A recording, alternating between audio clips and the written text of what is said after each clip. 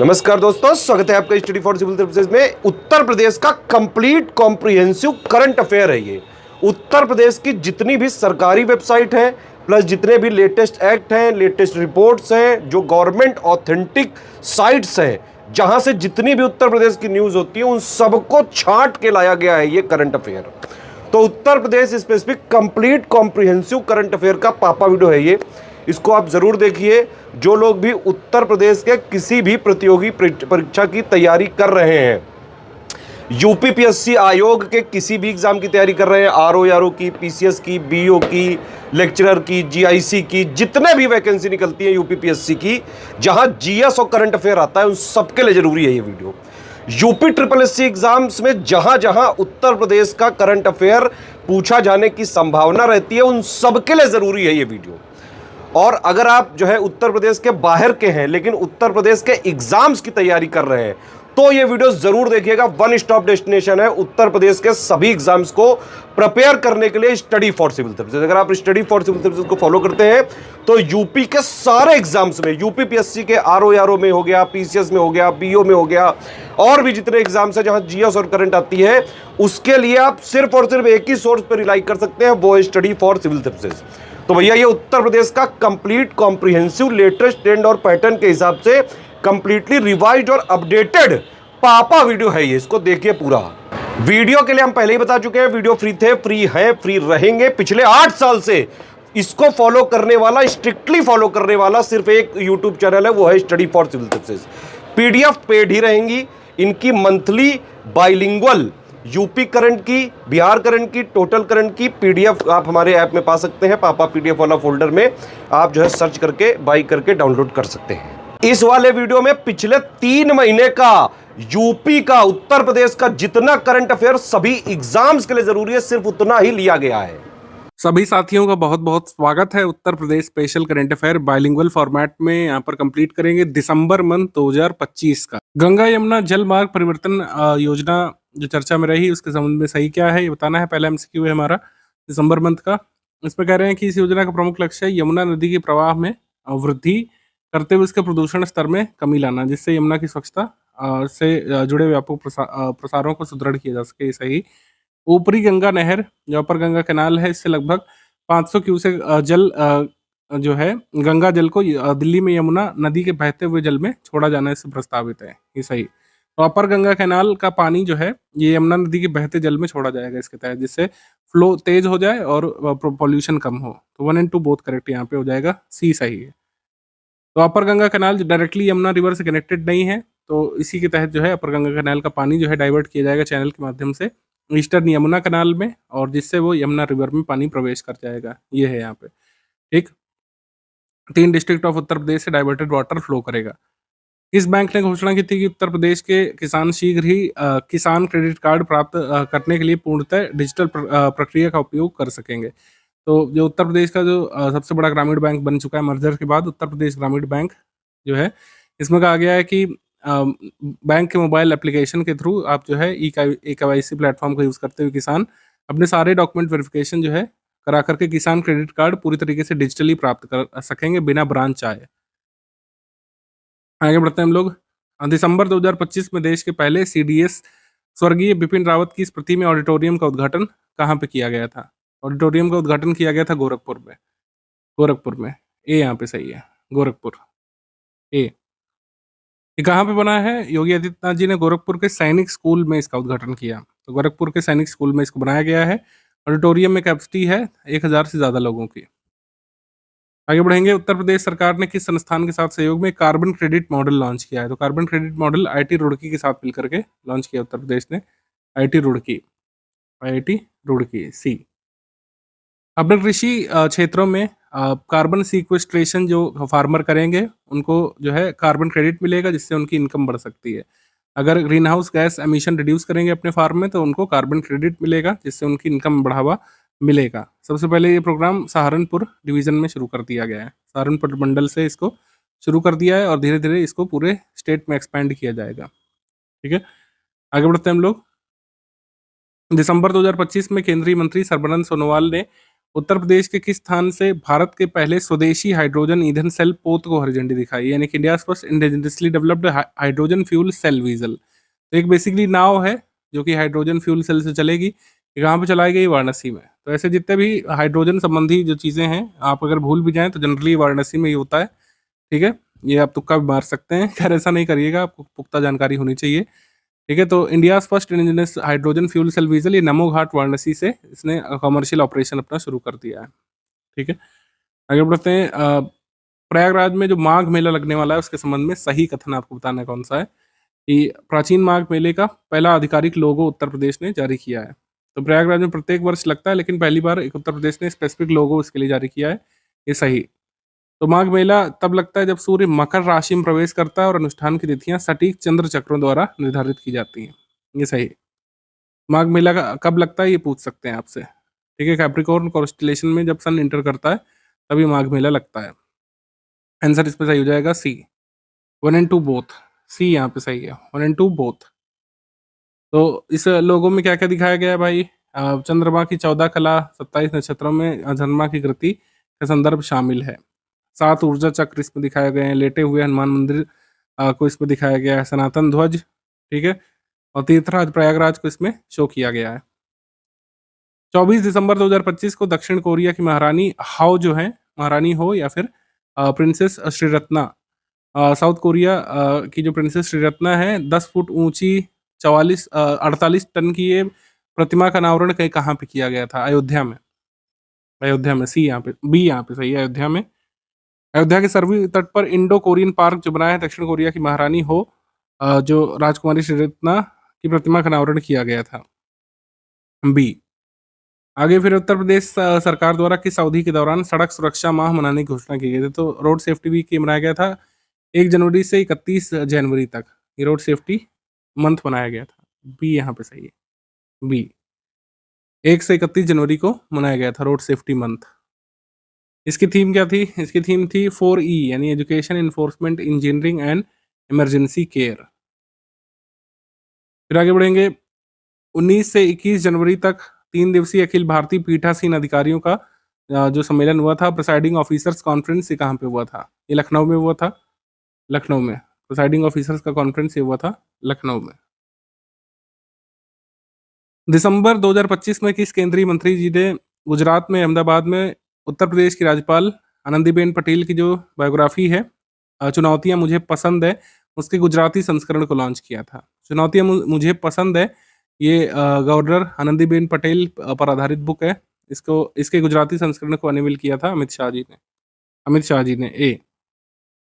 इसके लेखक कौन है? विनय जोशी, अशोक देसाई और पंकज जानी हैं, ये आप याद रख सकते हैं।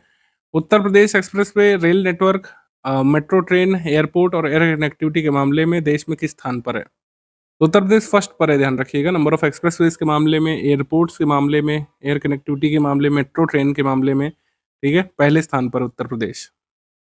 शिक्षा मंत्रालय के स्कूल शिक्षा और साक्षरता विभाग के सचिव जी ने किस जिले में पीएम श्री नवोदय विद्यालय में एक माइक्रो फॉरेस्ट का उद्घाटन किया है?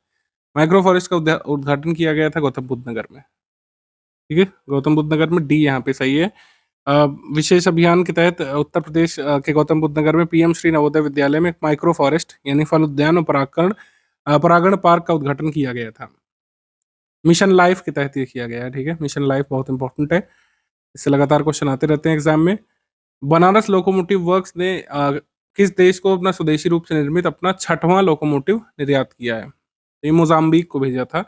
कई सारे अफ्रीकन कंट्रीज को भेजा जा चुका है यहाँ से लोकोमोटिव, न्यू गिनी वगैरह को।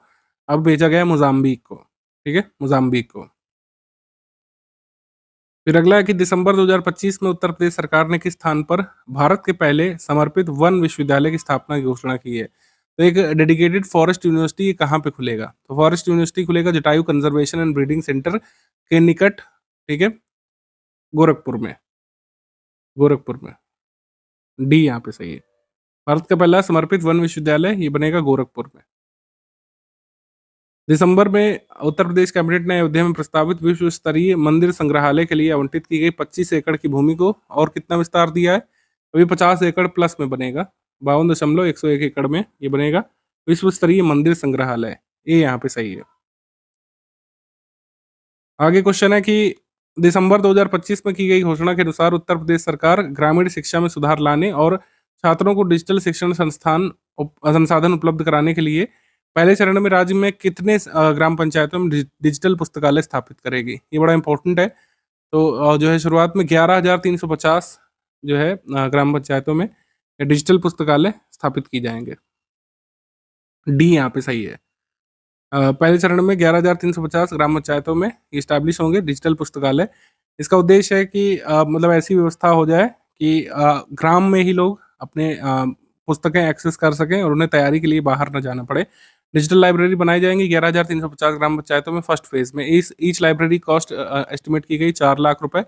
2 लाख रुपए से पुस्तकें खरीदी जाएंगी, 1.5 लाख रुपए से आईटी इक्विपमेंट, कंप्यूटर्स वगैरह, और 70,000 रुपए से मॉडर्न फर्नीचर रखा जाएगा। ग्राम पंचायत भवन के आसपास ही बनेगा और इसमें e books, video lecture, audio content, quiz, internet support ये सब उपलब्ध कराया जाएगा, जिससे लोग कॉम्पिटिटिव एग्जाम्स की तैयारी, हायर रिसर्च की तैयारी अपने ग्राम में ही कर सकें। ठीक है, तो आगे देखते हैं क्या होता है। शुरुआत में ये 11,350 पंचायतों में शुरू किया जाएगा।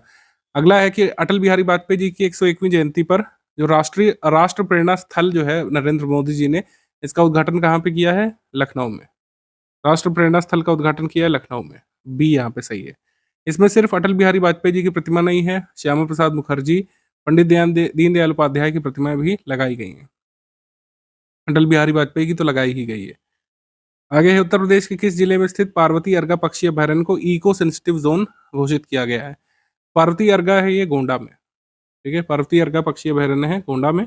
इसको इको सेंसिटिव जोन अभी घोषित किया गया है एनवायरमेंट प्रोटेक्शन एक्ट 1986 के तहत। ठीक है, बी यहाँ पे सही है। फिर पूर्वांचल का पहला यार्न प्रोसेसिंग ये कहाँ पे लगाया जाएगा? यार्न प्रोसेसिंग प्लांट पूर्वांचल का लगाया जाएगा मिर्जापुर में। मिर्जापुर में, ए यहाँ पे सही है, मिर्जापुर। लालगंज में लगाया जाएगा यार्न प्रोसेसिंग प्लांट। अप्रैल 2026 तक इसके पूरा होने की उम्मीद है। फिर है कि राजनाथ सिंह जी और मुख्यमंत्री आदित्यनाथ जी ने श्री राम जन्मभूमि मंदिर अयोध्या में द्वितीय वार्षिकोत्सव और प्रतिष्ठा द्वादशी समारोह में मां अन्नपूर्णा मंदिर के शिखर पर धर्म ध्वजा फहराई थी। क्या ये सही है? यस, ये सही कथन है। धर्म ध्वजा फहराई थी रक्षा मंत्री योगी आदित्यनाथ जी ने संयुक्त रूप से। और दिसंबर 2025 में उत्तर प्रदेश सरकार ने अनुपूरक बजट पास किया, ये सही है। अनुपूरक बजट का साइज ये नोट कर सकते हैं। हमारा आंसर सही हो जाएगा इसमें C. 1 and 2 both correct. C 1 and 2 both correct. आगे बढ़ते हैं। उत्तर प्रदेश में निम्न में से किस संस्थान ने अपनी स्थापना के 100 वर्ष पूरे किए हैं? तो 100 वर्ष अभी पूरे किए हैं भातखंडे संस्कृति यूनिवर्सिटी ने।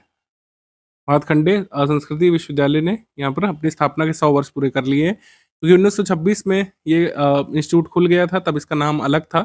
तब इसका नाम रखा गया था Marris college of music. Governor of Awadh के नाम पर रखा गया था मैरिस कॉलेज ऑफ म्यूजिक। 1966 में उत्तर प्रदेश सरकार ने इसको टुक ओवर कर लिया और इसको नाम दिया Bhatkhande college of Hindustani music. और इसके बाद डीम्ड यूनिवर्सिटी बना 2000 में, तब से इसका नाम है भातखंडे संस्कृति यूनिवर्सिटी। सी यहाँ पे सही है। तो भातखंडे ने अपने 100 वर्ष पूरे किए हैं। साइबर अपराध की जांच और धोखाधड़ी का पता लगाने के लिए उन्होंने डिजिटल प्लेटफॉर्म जो शुरू किया गया, उसका नाम क्या है? इसका नाम है प्रतिबिंब। प्रतिबिंब इसका नाम है। बी यहाँ पे सही है, प्रतिबिंब। फिर आखिरी यहाँ पर देख लेते हैं सवाल, निम्नलिखित में से कौन सा कथन सही है? खाद्यान्न उत्पादन में उत्तर प्रदेश का राष्ट्रीय योगदान अब 21% हो गया है। यहाँ तक तो डेटा सही है। फिर आगे है कि जबकि उत्तर प्रदेश के पास देश की कृषि भूमि का या कृषि योग्य भूमि का केवल 15% भाग है। ये डेटा रॉन्ग है, क्योंकि उत्तर प्रदेश के पास देश की कृषि भूमि का करीब 10% भाग है। कृषि योग्य भूमि का केवल 10% है उत्तर प्रदेश के पास, यहाँ पर 15% दिया है। उत्तर प्रदेश सरकार ने जो है 414.39 लाख मीट्रिक टन गेहूं का उत्पादन किया, जो देश के कुल उत्पादन का 35% है। तो देश के गेहूं उत्पादन में उत्तर प्रदेश का कंट्रीब्यूशन 35% करीब है। ये सही है। सेकंड स्टेटमेंट यहाँ पे सही है, फर्स्ट स्टेटमेंट यहाँ पे रॉन्ग हो गया। हमारा आंसर क्या हो जाएगा? सही कथन है केवल दूसरा, केवल दूसरा। बी यहाँ पे सही है। यहाँ पे एग्जैक्ट डेटा देखिए गिवन है। लेजिस्लेटिव असेंबली में उत्तर प्रदेश के मुख्यमंत्री जी ने कुछ डेटा हाईलाइट किया है कि जैसे उत्तर प्रदेश 2024-25 तक के आंकड़ों के अनुसार फूड ग्रेन प्रोडक्शन में अप्रोक्सीमेटली 21% योगदान देता है। और जबकि स्टेट के पास एरेबल लैंड का केवल 10% भाग है। वहीं यहाँ पर देखेंगे शुगर केन प्रोडक्शन में उत्तर प्रदेश का कंट्रीब्यूशन लगभग 55% है, 50% से भी ज़्यादा 55% है। और नेशनल कंट्रीब्यूशन पोटैटो प्रोडक्शन में 2024-25 तक 40.7% है, बनाना प्रोडक्शन में 19.3% है। तो ये डेटा आप याद रख सकते हैं 2026-27 तक के एग्जाम्स के लिए ये आ सकते हैं स्टेटमेंट आपके एग्जाम में। इसका आंसर हो जाएगा बी। नवंबर माह 2025 का Uttar Pradesh special current affair bilingual format में कवर करेंगे। यूपीपीएससी अपर प्रीलिम्स 2026 के लिए अगर आप तैयारी करना चाहते हैं, बेस्ट इंस्टीट्यूट को ज्वाइन करिए। सर्वाधिक सिलेक्शन देने वाले सबसे ओल्डेस्ट ऑनलाइन इंस्टीट्यूट को आप ज्वाइन कर सकते हैं। स्टडी फॉर सिविल सर्विसेज को इन गिवन नंबर्स के व्हाट्सएप मैसेज में जा करके आप जो है अधिक जानकारी प्राप्त कर सकते हैं। हमारे पेड बैच के बारे में डिटेल ले सकते हैं। यूपीपीएससी अपर प्रीलिम्स 2026 के लिए चल रहा है और यूपीपीएससी मेंस के लिए भी हमारा पेड बैच चल रहा है। आप इसको लेकर के मेंस की तैयारी, लॉन्ग टर्म तैयारी कर सकते हैं। समान हिंदी का हमारा पेड बैच चल रहा है। आंसर राइटिंग गाइडेंस के ग्रुप्स हमारे रनिंग होते हैं, आप उसके बारे में जानकारी प्राप्त कर सकते हैं। जीएस के सभी पेपर्स के लिए स्टडी मटेरियल का और गाइडेंस बैच यहाँ पर रनिंग है। आप इन गिवन नंबर्स पर जानकारी प्राप्त कर सकते हैं। एमसीक्यू वाले सेक्शन पर तो 19 अक्टूबर को जो नवा दीपोत्सव मनाया गया था, उसके अंतर्गत इतने मिट्टी के दीपक जलाए गए थे, यानी कि 26,17,215 दिए जला करके Guinness book of world record में नाम दर्ज किया गया था। हर साल ये नया रिकॉर्ड बनता है दीपोत्सव में। तो दीपोत्सव कहाँ बनाया जाता है, ध्यान रखिएगा, अयोध्या में। ठीक है, दीपोत्सव मनाया जाता है अयोध्या में। सी यहाँ पर सही है।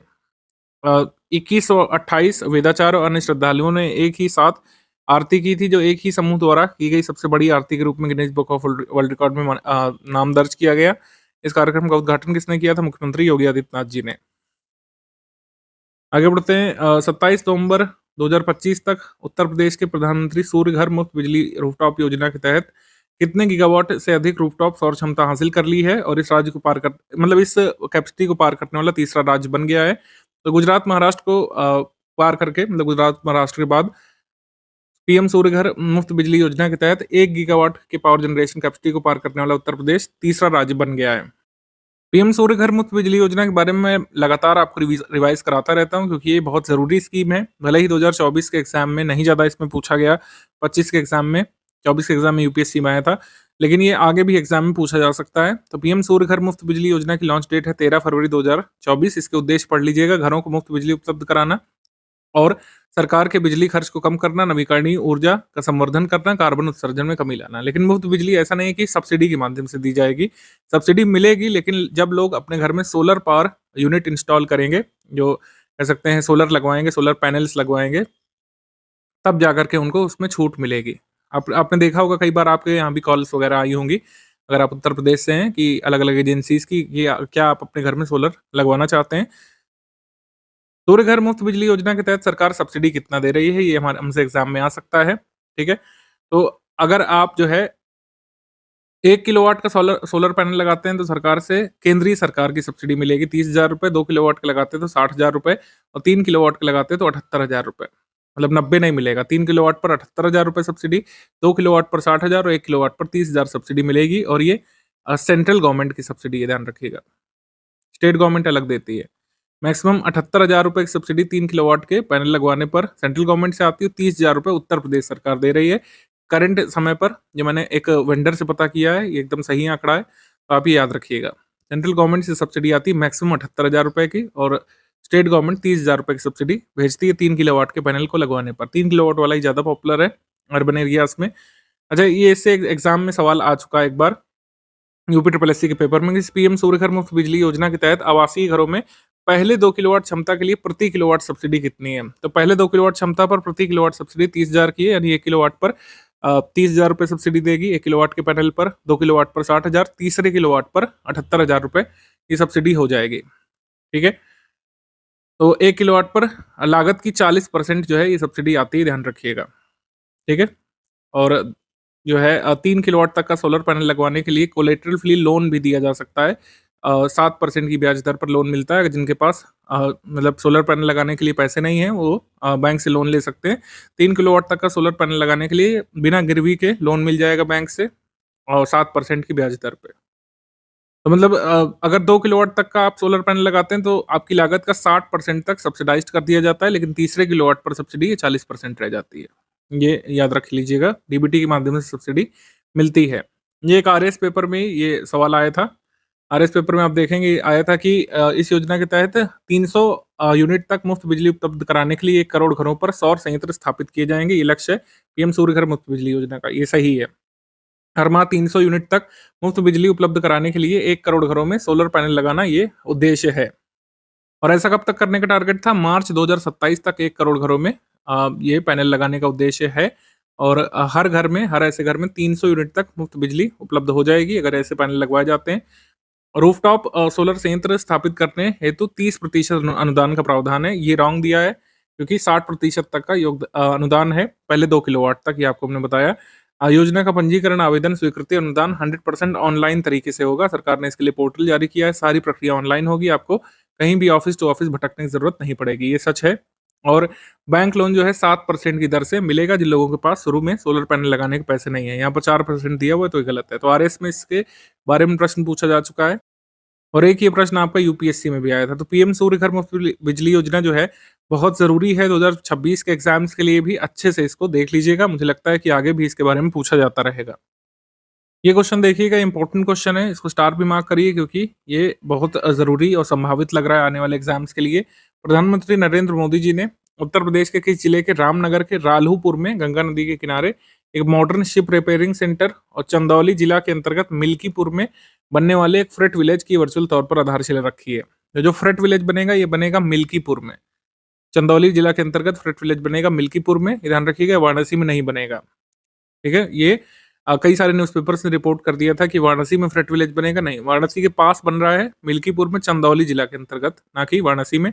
वाराणसी में एक मॉडर्न शिप रिपेयरिंग सेंटर बन रहा है रामनगर में, रालूपुर के पास। रालूपुर, रामनगर, वाराणसी में। तो ये ध्यान रखिएगा।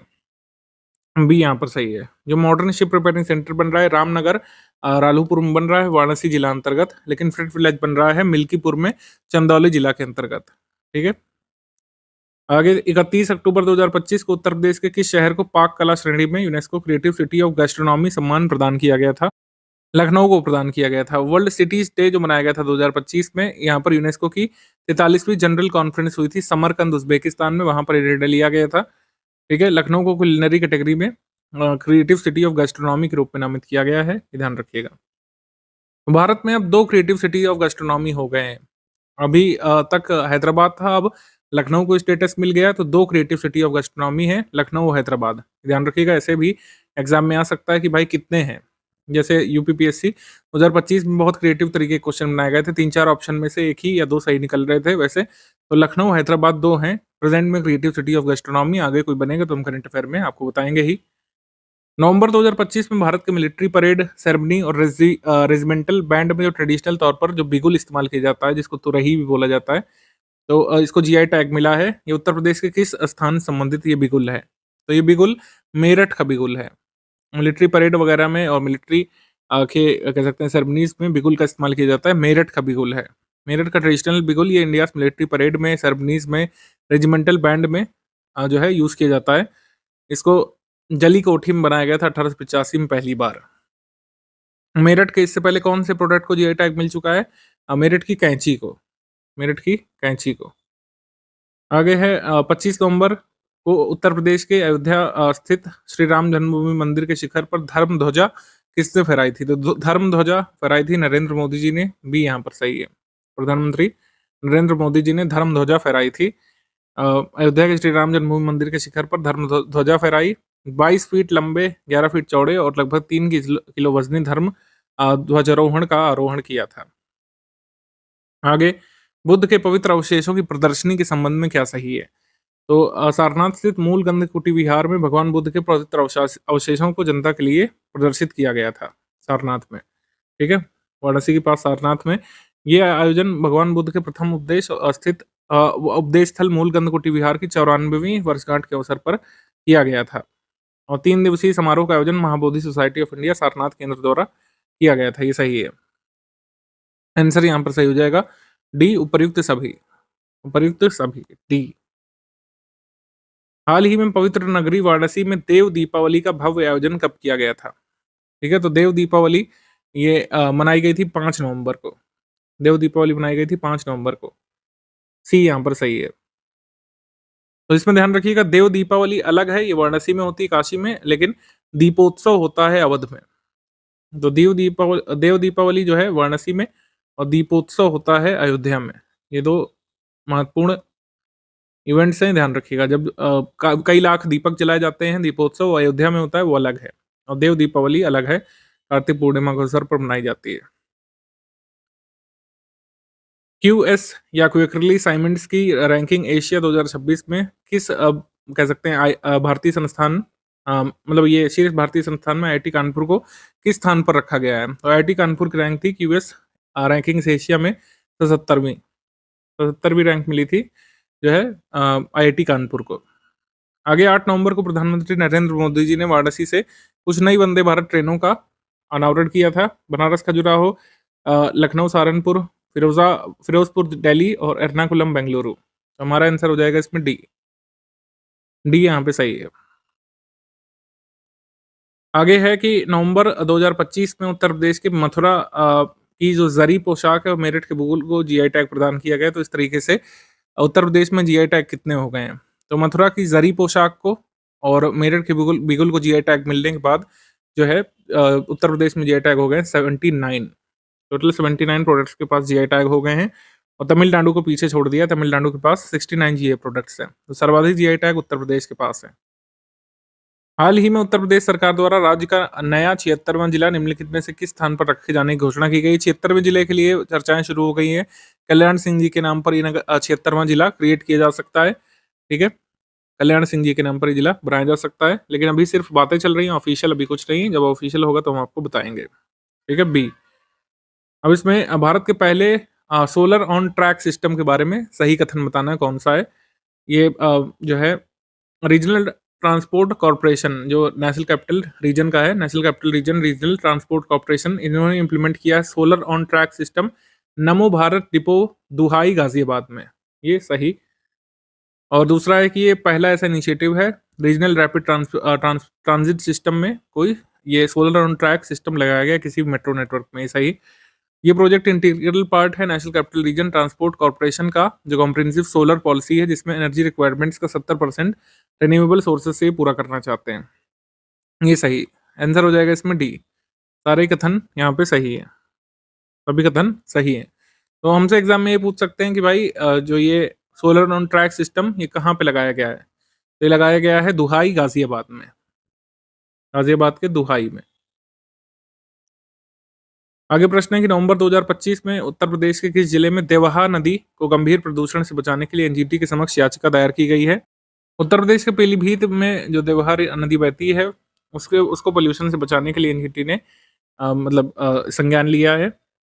एनजीटी के समक्ष याचिका दायर की गई कि देवहा रिवर जो है, जिसको देवभूति गंगा के नाम से भी जाना जाता है, ये गंगा से रिवर से भी पुरानी मानी जाती है और ये कुमाऊं रीजन से ओरिजिनेट होती है उत्तराखंड में, और ये पीलीभीत डिस्ट्रिक्ट में बहती है उत्तर प्रदेश में, जहाँ पर पोल्यूट हो रही है। देवहा नदी ये गंगा से मिलती है फर्रुखाबाद में। ठीक है, आगे हम लोग बढ़ते हैं कि उत्तर प्रदेश सरकार बौद्ध सर्किट से जोड़ने के लिए कौशाम्बी को एक प्रमुख बौद्ध तीर्थ स्थल के रूप में विकसित कर रही है। ये सही कथन है, कौशाम्बी बौद्ध सर्किट से जोड़ा जाएगा। उत्तर प्रदेश पर्यटन विभाग कौशाम्बी जिले के कोसम इनाम गांव को एक प्रमुख बौद्ध पर्यटन केंद्र के रूप में विकसित करना चाहती है। कौशाम्बी जिले के कोसम इनाम को, और जिसके तहत 11 हेक्टेयर क्षेत्र में बुद्ध थीम पार्क का निर्माण प्रगति पर है। तो जो ये कौशाम्बी में एक बुद्ध थीम पार्क बनाया जा रहा है इस गांव में। ये सही है, आंसर हो जाएगा इसमें 1 and 2 both correct. C 1 and 2 both correct. Sounds of Kumbh के बारे में कौन सा कथन रॉन्ग है? उत्तर प्रदेश सरकार द्वारा निर्मित और प्रयागराज में आयोजित महाकुंभ से प्रेरित एक संगीत एल्बम साउंड्स ऑफ कुंभ को 68वें ग्रैमी अवार्ड के लिए नॉमिनेट किया गया है। ये सही है। एल्बम साउंड्स ऑफ कुंभ सिद्धांत भाटिया द्वारा निर्मित और 12 ट्रैक का प्रोडक्शन है। ये सही है। तो साउंड्स ऑफ कुंभ को नामित किया गया है, 68वें ग्रैमी अवार्ड्स के लिए नॉमिनेट किया गया है। अभी जीतता है कि नहीं आगे देखा जाएगा, लेकिन ये भी एग्जाम में आ सकता है। किसे नॉमिनेट किया गया था इस गीत को? साउंड्स ऑफ कुंभ को। 1 and 2 बोथ करेक्ट। 11 नवंबर को उत्तर प्रदेश के ग्रेटर नोएडा में भारत की सबसे बड़ी और पहली 3 मेगावाट क्षमता वाली वेनेडियम रेडॉक्स फ्लो बैटरी प्रणाली का उद्घाटन किसने किया था? इसका उद्घाटन किया था श्री मनोहर लाल ने। श्री मनोहर लाल ने, डी यहाँ पे सही है। केंद्रीय विद्युत और आवास शहरी मामलों के मंत्री श्री मनोहर लाल ने ग्रेटर नोएडा स्थित जो है एनटीपीसी के अनुसंधान और विकास केंद्र में भारत की पहली सबसे बड़ी 3 मेगावाट आर क्षमता वाली वेनेडियम रिडॉक्स फ्लो बैटरी प्रणाली का उद्घाटन किया। उत्तर प्रदेश पर्यटन विभाग द्वारा सुरक्षा सुदृढ़ करने और श्रद्धालुओं के अनुभवों में सुधार करने के लिए 3 धार्मिक स्थलों पर एआई आधारित स्मार्ट निगरानी प्रणाली स्थापित की जाएगी। कौन सा धार्मिक स्थल इसमें शामिल नहीं है? तो मतलब कहाँ पे 3 जगह की जाएगी। एआई बेस्ड स्मार्ट सर्विलांस लगाया जाएगा काशी विश्वनाथ टेम्पल वाराणसी में, राम मंदिर अयोध्या में और गोरखनाथ टेम्पल गोरखपुर में। तो आंसर इसमें हो जाएगा ए। कृष्ण जन्मभूमि में ये एआई आधारित ये नहीं लगाई जाएगी। Security system. उत्तर प्रदेश सरकार ने महिलाओं की सुरक्षा और सशक्तिकरण को सुदृढ़ करने के लिए राज्य की मिशन शक्ति पहल के अंतर्गत सोनभद्र जिले में कितनी महिला पुलिसकर्मियों को स्कूटर प्रदान किए? तो महिला पुलिसकर्मियों को स्कूटर प्रदान किए 25 मतलब महिलाओं को। यहाँ पर 20 सही है। अब कौन सा कथन यहाँ पर रॉन्ग है? इसका आयोजन 23 से 29 नवंबर 2025 तक डिफेंस एक्सपो ग्राउंड लखनऊ में किया गया था। क्या है? 19th नेशनल जम्बोरी, इसका आयोजन किया गया था लखनऊ में। ये सही। आत्मनिर्भर भारत विकसित युवा विकसित भारत थीम पर आधारित ये जम्बोरी थी। राष्ट्रीय जम्बोरी का आयोजन Bharat scouts and guides Uttar Pradesh द्वारा किया गया था। भारत स्काउट्स एंड गाइड्स और उत्तर प्रदेश सरकार द्वारा किया गया था। कोई भी कथन गलत नहीं है, आंसर इसमें हो जाएगा डी। डी यहाँ पर सही है। इसका उद्घाटन किसने किया था? Prime minister of India Narendra Modi ji ने। राज्य के पूर्वी क्षेत्र में पर्यटन संबंधी कौशल विकास और आतिथ्य शिक्षा को बढ़ावा देने के लिए कहाँ पर प्रदेश का पहला राज्य होटल प्रबंधन संस्थान यानी कि state institute of hotel management, ये कहाँ पे शुरू किया जाएगा? State institute of hotel management शुरू किया जाना प्रस्तावित है गोरखपुर में। गोरखपुर में ए। उत्तर प्रदेश के नरोरा परमाणु ऊर्जा स्टेशन ने निक्षय मित्र पहल के तहत टीबी पेशेंट्स को अडॉप्ट किया, यानी कि निक्षय मित्र इनिशिएटिव के तहत ये नरोरा एटॉमिक पावर स्टेशन इन ट्यूबरकुलोसिस पेशेंट्स का इलाज वगैरह सुनिश्चित करेगा। ये नरोरा कहाँ पे है? ये स्टैटिक क्वेश्चन आपसे पूछा है। तो नरोरा है बुलंदशहर में। नरोरा बुलंदशहर में, डी यहाँ पे सही है। गंगा नदी के तट पर स्थित है। 16 नवंबर 2025 को केंद्रीय रक्षा मंत्री राजनाथ सिंह और उत्तर प्रदेश के मुख्यमंत्री योगी आदित्यनाथ जी ने वीरांगना उदा देवी पासी जी के बलिदान दिवस पर उनकी प्रतिमा का अनावरण कहाँ पे किया? तो ये लखनऊ में किया। लखनऊ में उदा देवी पासी की प्रतिमा लगाई गई है लखनऊ में। 25 नवंबर 2025 को नरेंद्र मोदी जी द्वारा अयोध्या राम मंदिर में धार्मिक ध्वज फहराकर ध्वजारोहण का पवित्र हिंदू अनुष्ठान संपन्न किया। इस धार्मिक ध्वज की लंबाई चौड़ाई आपको बताना है 22 फीट लंबा, 11 फीट चौड़ा ये धर्म ध्वज था। डी यहाँ पे सही है। डी। आगे प्रश्न है कि 29 नवंबर को निम्नलिखित में से किस केंद्रीय मंत्री ने भारत के खेल सामग्री उद्योग को मजबूत करने के लिए स्पोर्ट्स एज मेरठ का शुभारंभ किया था? Sports and entrepreneurship development for growth and excellence, sports edge Meerut का उद्घाटन किसने किया था? जयंत चौधरी जी ने। जयंत चौधरी। तो मेरठ वैसे भी खेल सामानों के लिए प्रसिद्ध है। खेल सामानों का कह सकते हैं वन डिस्ट्रिक्ट वन प्रोडक्ट भी मेरठ के पास है। आगे क्वेश्चन है किस भूटानी मठ और अतिथि गृह का निर्माण मतलब ये किस शहर में एक भूटानी मोनास्ट्री और गेस्ट हाउस बनाया जाएगा? ये बनाया जाएगा वाराणसी में। वाराणसी में, डी। भूटानीज मोनास्ट्री और गेस्ट हाउस बनाया जाएगा वाराणसी में। देश का पहला अपशिष्ट जागरूकता केंद्र गौतम बुद्ध अपशिष्ट प्रबंधन शिक्षा केंद्र उत्तर प्रदेश के किस जिले में स्थापित किया गया है? मुरादाबाद में। मुरादाबाद में गौतम बुद्ध अपशिष्ट प्रबंधन शिक्षा केंद्र ये स्टैब्लिश किया गया है मुरादाबाद में। बी। तो यूपीपीएससी की मुख्य परीक्षा के लिए जिन लोगों को पेड बैच ज्वाइन कर रहे हैं गिवन नंबर्स पर बात करके अपना पेड बैच ज्वाइन कर सकते हैं। सभी साथियों का बहुत बहुत स्वागत है स्टडी फॉर सिविल सर्विसेज के उत्तर प्रदेश करंट अफेयर में। अक्टूबर मंथ 2025 के सभी important Uttar Pradesh current affairs को हम लोग इसमें कवर कर लेंगे। उत्तर प्रदेश के किसी भी एग्जाम की अगर आप तैयारी कर रहे हैं तो स्टडी फॉर सिविल सर्विसेज का ये ऐप जरूर देखिएगा। इसमें कई सारे एग्जाम के कई सारे इंपॉर्टेंट कोर्सेज चल रहे हैं। अगर आपको करंट अफेयर की पीडीएफ चाहिए तो अभी आप इससे परचेज कर सकते हैं अगर आप चाहें तो। और स्टडी फॉर सिविल सर्विसेज के अगर आपको टेलीग्राम ग्रुप ज्वाइन कर रहे हैं जैसे यूपीपीएससी आरओ मेंस के लिए चल रहा है, यूपीपीएससी 2026 प्रीलिम्स के लिए और मेंस के लिए चल रहा है और तमाम स्टेट पीसीएस एग्जाम्स के लिए जो हमारे टेलीग्राम ग्रुप चल रहे हैं आप उनके बारे में अधिक जानकारी प्राप्त कर सकते हैं इन नंबर्स में से किसी भी एक पर व्हाट्सएप मैसेज करके। आगे एमसीक्यू सेक्शन पे आ जाएंगे। एमसीक्यू सेक्शन में हमको देखना है कि मुख्यमंत्री योगी आदित्यनाथ जी ने लखनऊ में पीटीसी इंडस्ट्रीज के स्ट्रेटेजिक मटेरियल्स टेक्नोलॉजी कॉम्प्लेक्स में टाइटेनियम और सुपर अलॉय मटेरियल प्लांट्स का उद्घाटन किया था। इनका उद्घाटन तो हुआ था, लेकिन रक्षा मंत्री राजनाथ सिंह जी ने किया था, योगी आदित्यनाथ जी ने नहीं। इसके बाद है कि उत्तर प्रदेश कैबिनेट ने अप्रूव किया था Uttar Pradesh district mineral foundation trust के रूल्स को अमेंड किया बेसिकली, क्योंकि प्रधानमंत्री खनिज क्षेत्र कल्याण योजना के तहत गाइडलाइन जारी की गई है। ये सही है। प्रधानमंत्री खनिज क्षेत्र कल्याण योजना ये कहती है कि खनिज क्षेत्र यानी जहाँ से खनिज निकाला जाता है उनके आसपास के क्षेत्रों का डेवलपमेंट बेसिकली किया जाएगा। उसके लिए ये डिस्ट्रिक्ट मिनरल फाउंडेशन ऐसे क्रिएट किए जा सकते हैं, डिस्ट्रिक्ट मिनरल फाउंडेशन ट्रस्ट, और उनका पैसा जो है बेसिकली वहाँ के डेवलपमेंट में खर्च किया जाएगा। तो सेकंड स्टेटमेंट सही। थर्ड स्टेटमेंट है कि गौतम बुद्ध यूनिवर्सिटी ग्रेटर नोएडा में जो है इसने होस्ट किया था अभिधम्म दिवस। अभिधम्म दिवस शरद पूर्णिमा के दिन 7 अक्टूबर को होस्ट किया था Gautam Buddha university greater Noida campus ने। ये सही है, अभिधम्म दिवस यहाँ पे हुआ था उत्तर प्रदेश में। तो हमारा आंसर क्या हो जाएगा इसमें?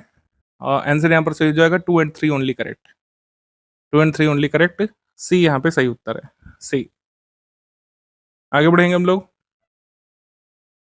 अच्छा, एक चीज ध्यान रखिएगा कि जो Uttar Pradesh mineral foundation trust बनेगा, इसमें रूल्स में जो अमेंड हुआ इसमें कहा गया कि 70% डिस्ट्रिक्ट मिनरल फाउंडेशन के फंड्स का ही खर्च किया जाएगा directly development of mining affected areas में, जैसे वहाँ के ड्रिंकिंग वाटर को इम्प्रूव करने के लिए, हेल्थ के लिए, एजुकेशन के लिए और एनवायरमेंटल प्रोटेक्शन के लिए। आगे बढ़ेंगे हम लोग। 26 अक्टूबर 2025 को उत्तर प्रदेश के गाजियाबाद के इंदिरापुरम में यशोदा मेडिसिटी का उद्घाटन किसने किया था? ये एक प्राइवेट जो है इनिशिएटिव था, लेकिन इसको इनॉग्रेट किया था प्रेसिडेंट ऑफ इंडिया ने। ठीक है, ये यहाँ पे सही है। आगे उत्तर प्रदेश सरकार ने 5 मेट्रो शहरों में सैटेलाइट इन्वेस्टमेंट प्रमोशन ऑफिस खोलने की घोषणा की थी। निम्नलिखित में से कौन से शहर उसमें शामिल नहीं है? तो कोई भी प्रबुद्ध व्यक्ति सोच सकता था कि इन्वेस्टमेंट प्रमोट करने के लिए अपनी राजधानी में ऑफिस तो डालेंगे नहीं, ये जाहिर सी बात है कहीं दूर डालेंगे। मुंबई, बेंगलुरु, हैदराबाद, चेन्नई और न्यू दिल्ली में ये satellite investment promotion office invest UP खोले जाएंगे उत्तर प्रदेश में इन्वेस्टमेंट प्रमोट करने के लिए या अट्रैक्ट करने के लिए। इंस्पायर पुरस्कार मानक स्कीम के तहत उत्तर प्रदेश ने देश में कौन सा स्थान हासिल किया है? मानक यानी कि million minds augmenting national aspiration and knowledge scheme. 10 से 15 साल की एज ग्रुप के स्टूडेंट्स को जो कि कक्षा 6 से 10 में पढ़ते हैं उनको बेसिकली इसमें आच्छादित किया गया है। और जो है इंस्पायर अवार्ड जो है स्कीम में पहला स्थान मिला है उत्तर प्रदेश को। इंस्पायर मानक योजना में स्टैंडर्ड लिखा है, इंस्पायर अवार्ड मानक योजना में उत्तर प्रदेश को पहला स्थान मिला है। सेकंड नंबर पर कौन है? राजस्थान और बाद में कर्नाटक। और यहाँ पर top 5 performing district Pratapgarh, Prayagraj, Lucknow, Hardoi और जौनपुर सबसे ज़्यादा यहाँ पर रजिस्ट्रेशन हुए हैं। कौन सा स्टेटमेंट यहाँ पे रॉन्ग है? भारतीय रेलवे ने दुधवा राष्ट्रीय उद्यान से गुजरने वाले 171 किलोमीटर लंबे Mailani Nanpara metre gauge line को हेरिटेज रूट घोषित कर दिया। इसका आशय ये है कि इसको चौड़ा नहीं किया जाएगा, यानी मीटर गेज से बड़ा नहीं किया जाएगा, इसको ऐसे रहने दिया जाएगा और एक हेरिटेज रूट घोषित कर दिया गया है। ये सही है। उसके बाद देखिए 782 फ्लड इफेक्टेड ब्लॉक्स जो हैं 51 डिस्ट्रिक्ट ऑफ उत्तर प्रदेश में, यहाँ पर फिलेरियासिस इन्फेक्शन रेट कम हुआ है। ये 544 ब्लॉक्स में यानी करीब 70% ऐसे ब्लॉक्स में 3% तक आ गया है। ये डेटा थोड़ा सा फ्लॉड है, 1% से भी नीचे दर्ज किया गया है अभी लेटेस्ट स्टडी में। उत्तर प्रदेश गवर्नमेंट ने अनाउंस किया सब्सिडी 40 से 50% तक की on machines like mulchers and trenchers to encourage farmers. ये सही है, सब्सिडी उत्तर प्रदेश सरकार ने अनाउंस की है। हमारा आंसर यहाँ पर सही हो जाएगा, इनकरेक्ट है ओनली 2, इनकरेक्ट है ओनली 2, केवल 2। तो उत्तर प्रदेश गवर्नमेंट ने एक टोकन पेमेंट सिस्टम ये जारी किया है to ensure transparent and secure application for process of farmers की जो फार्मर को मिलने वाली सब्सिडी है उसको कोई और साइफन ना करे, उसको कोई और दूसरा ना ले जाए। ये इक्विपमेंट्स उत्तर प्रदेश सरकार इसलिए भी प्रमोट कर रही है ट्रेंचर्स और मल्चर्स, क्योंकि स्टबल बर्निंग उत्तर प्रदेश में काफ़ी बढ़ गई है। स्टबल बर्निंग यानी कि जो पराली जलाई जाती है वो काफ़ी यहाँ पे बढ़ गई है। आगे है 8 अक्टूबर 2025 तक भारतीय वायुसेना की 93वीं वर्षगांठ किस एयरफोर्स स्टेशन मनाई गई थी? उत्तर प्रदेश के गाजियाबाद के हिंडन एयरफोर्स स्टेशन में मनाई गई थी। वायुसेना प्रमुख air chief marshal AP Singh ने औपचारिक परेड का निरीक्षण किया था। हालांकि जो ट्रेडिशनल फ्लाई पास्ट और एयर डिस्प्ले है ये कहाँ पे हुआ था? नवंबर में हुआ था गुवाहाटी में। अक्टूबर 2025 में लखनऊ नगर निगम ने कहाँ पर उत्तर प्रदेश का नहीं, देश का पहला पशु जन्म नियंत्रण प्रशिक्षण केंद्र शुरू किया था। ये ऐसा फैक्ट है कि अब ये स्टैटिक का पार्ट बन चुका है और ये साल 2 साल बाद, 3 साल बाद भी आगे पूछा जा सकता है, ठीक है? तो इसको आप अपनी स्टैटिक जीके के नोट्स में ऐड कर सकते हैं कि इंडिया का पहला animal birth control training centre जो है, ये कहाँ पे खोला गया है? लखनऊ में। लखनऊ के जरहरा में। जरहरा में ये खोला गया है और बाकायदा इसमें animal welfare board of India का सपोर्ट है। ह्यूमन वर्ल्ड फॉर एनिमल्स नामक एक संगठन भी इसमें सहयोग कर रहा है। उत्तर प्रदेश के सरकार के सहयोग से ये खोला गया है। इसका उद्देश्य कुल मिलाकर है कि जो लोग भी एनिमल बर्थ कंट्रोल की ट्रेनिंग लेना चाहते हैं, उनको 15 दिन तक का ये कोर्स कराया जाएगा, जिसमें क्लासरूम सेशन के अलावा dog handling, anaesthesia, sterilisation technique, post operative care, ये सब सिखा करके उनको बाकायदा एक सर्टिफिकेट दिया जाएगा जब उनकी 15 दिन की ट्रेनिंग पूरी हो जाएगी। तो जरहरा में, लखनऊ में ये खोला गया है। आगे निम्नलिखित में से कौन सा कथन सही है? मुख्यमंत्री योगी आदित्यनाथ जी ने मंत्रिमंडल बैठक में उत्तर प्रदेश सुगम व्यापार प्रावधानों का संशोधन अध्यादेश मंजूर किया था। ईज ऑफ डूइंग बिजनेस को प्रमोट करने के लिए जो कई सारे उत्तर प्रदेश के पुराने कानून हैं, जिसमें छोटी छोटी बातों को अपराध बताया गया है, तो उसको अपराध की श्रेणी से हटाने के लिए ये ऑर्डिनेंस पास किया उत्तर प्रदेश सरकार ने, ठीक है। अ, अक्टूबर 2025 में गाजियाबाद स्थित बुड़ाकी में एकीकृत औद्योगिक टाउनशिप तथा लॉजिस्टिक्स हब के विकास को स्वीकृति प्रदान कर दी गई थी उत्तर प्रदेश के द्वारा। ये स्टेटमेंट रॉन्ग है क्योंकि बुड़ाकी जो है ये ग्रेटर नोएडा में है। बुड़ाकी में जो integrated industrial township logistics hub बनने वाला है, ये गाजियाबाद में तो है ही नहीं, ये ग्रेटर नोएडा का पार्ट है। ये कहाँ पे? ग्रेटर नोएडा में। ग्रेटर नोएडा।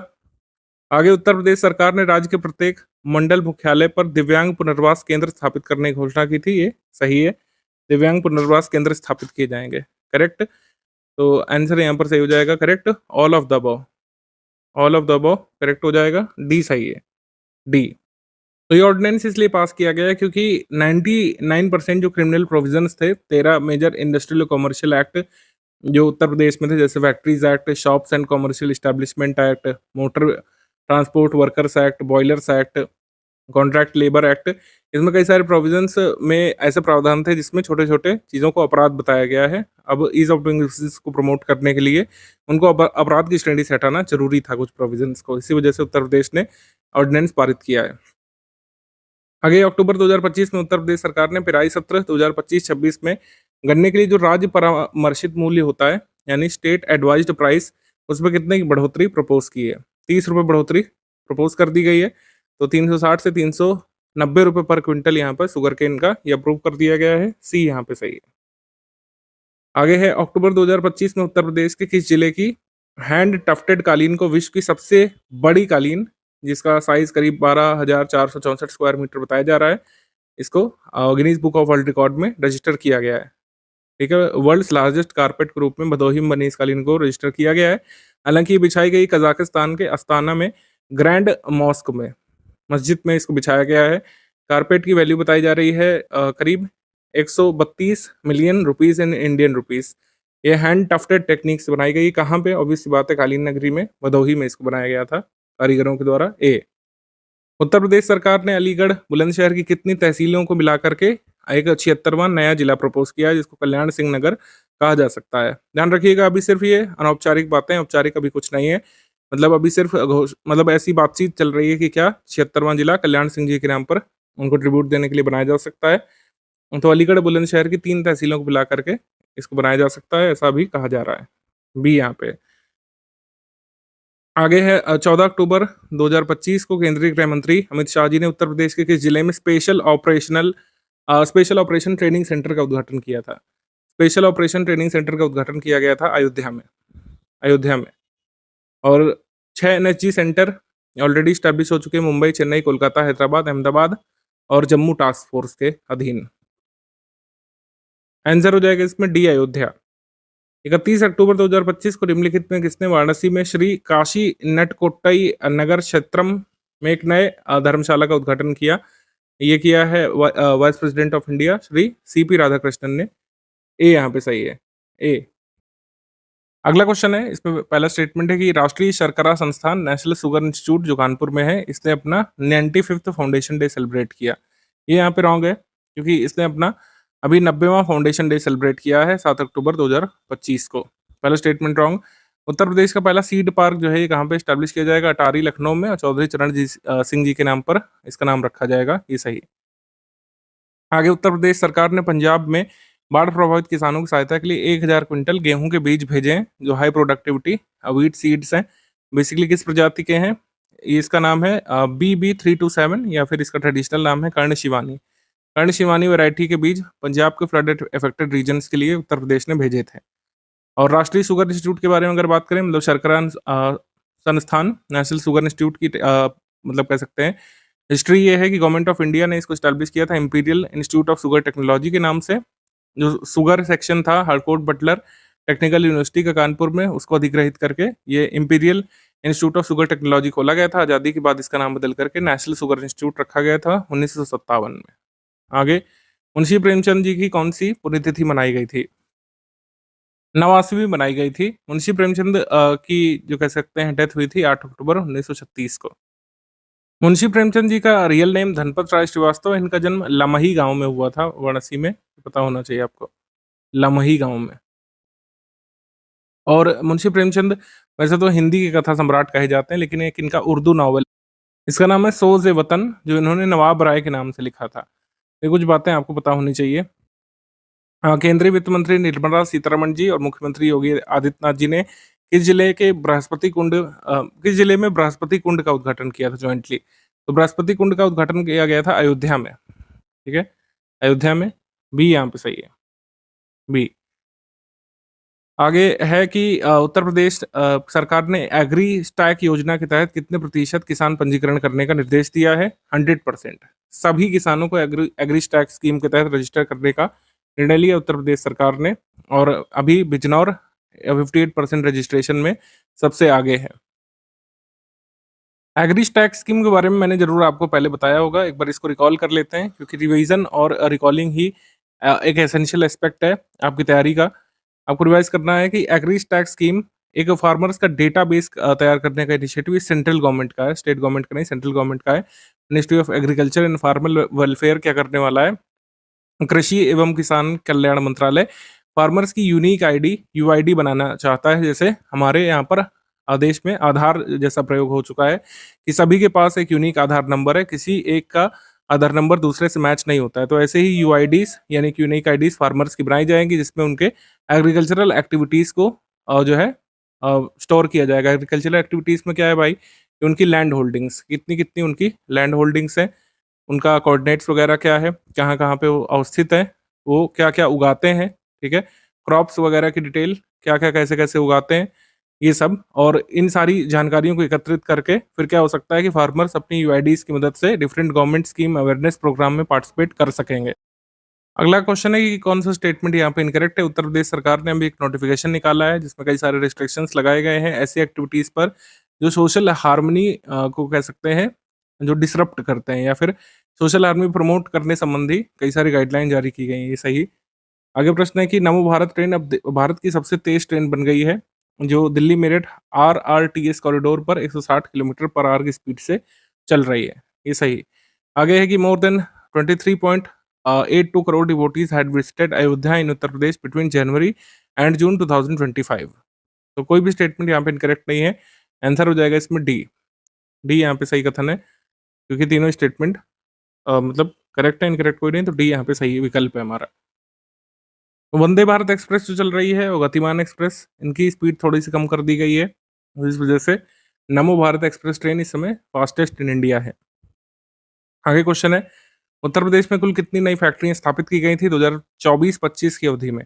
4000 नई फैक्ट्रीज लगाई गई थी, डी यहाँ पे सही है। तो इस तरीके से उत्तर प्रदेश में फैक्ट्रीज की संख्या पहुंच चुकी है टोटल 27,000।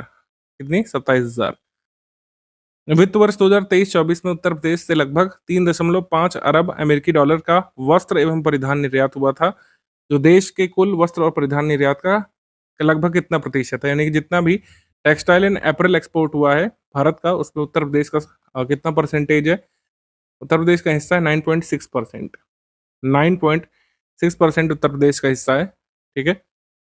आगे कि उत्तर प्रदेश के सीएम योगी आदित्यनाथ जी ने डायरेक्ट किया implementation of digital agricultural policy. Digital agricultural policy जल्द ही डिजिटल कृषि नीति जारी की जा सकती है उत्तर प्रदेश में, जिससे डिजिटल इनोवेशन फार्मर्स के लिए प्रमोट की जा सके। ये सही।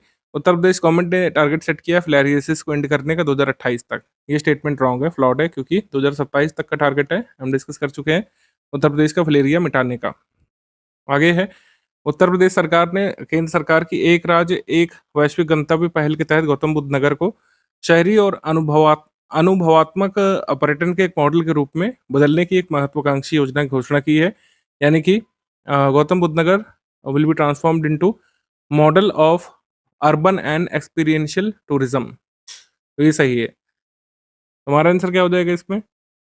सभी स्टेटमेंट यहाँ पर करेक्ट होते हैं, लेकिन सेकंड वाला रॉन्ग है। आंसर हो जाएगा इसमें ए, 1 एंड 3 ओनली, 1 एंड 3 ओनली, ए। आगे बढ़ेंगे हम लोग। उत्तर प्रदेश सरकार ने ग्रामीण अर्थव्यवस्था को प्रमोट करने और रोजगार सृजन के लिए फार्म स्टे योजना के तहत निवेशकों की पूंजी निवेश पर कितने प्रतिशत तक सब्सिडी प्रदान करने की घोषणा की है। तो सब्सिडी जो है ये रहेगी 10% से लेकर 25% तक, अलग अलग पूंजी निवेश के मामले में। ठीक है। Which division of Uttar Pradesh ranks first in resolving public complaints? Public complaints को जो है सुनने के मामले में देवी पाटन मंडल जो है टॉप पर रहा है। देवी पाटन में कौन कौन से जिले आते हैं? बलरामपुर, बहराइच, श्रावस्ती और गोंडा। ये भी पूछा गया था रिसेंट स्टेट पीसीएस पेपर में, यूपीपीएससी में, देवी पाटन। हमारा लास्ट सवाल है कि उत्तर प्रदेश सरकार ने 3288 सरकारी स्कूलों में और जिला शिक्षा और प्रशिक्षण संस्थानों में यानी डाइट में लर्निंग बाय डूइंग मॉडल के माध्यम से एक्सपीरियंशियल और कौशल आधारित शिक्षा को प्रमोट करने का एक व्यापक कार्य योजना विकसित कर ली है। ये सही है। एक कॉम्प्रिहेंसिव एक्शन प्लान बना लिया गया है experiential and skill based education system को प्रमोट करने के लिए लर्निंग बाय डूइंग मॉडल के माध्यम से। ठीक है। इसमें साइंस और मैथ्स टीचर्स को ट्रेनिंग दी जाएगी। ठीक है। तो ये सही है पहला स्टेटमेंट। सेकंड है कि मॉडर्न ड्राइविंग स्कूल्स जो है डेवलप किए जाएंगे उत्तर प्रदेश के आईटीआईज में। ठीक है।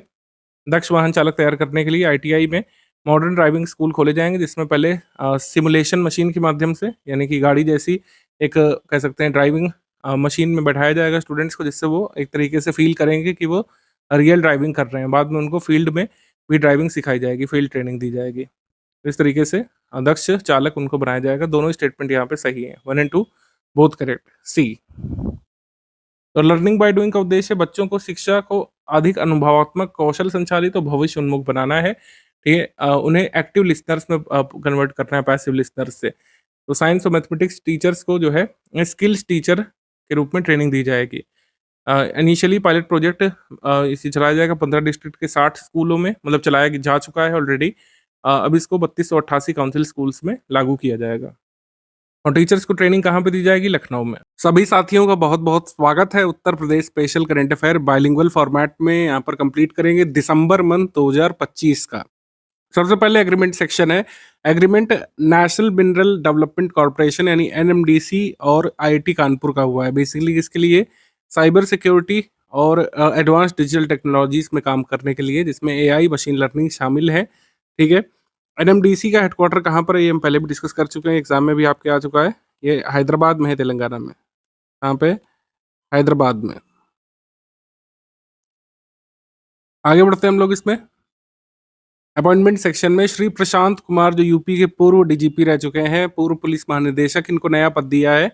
ये अब बन चुके हैं उत्तर प्रदेश सेवा चयन आयोग के अध्यक्ष, शिक्षा सेवा चयन आयोग के अध्यक्ष बन चुके हैं।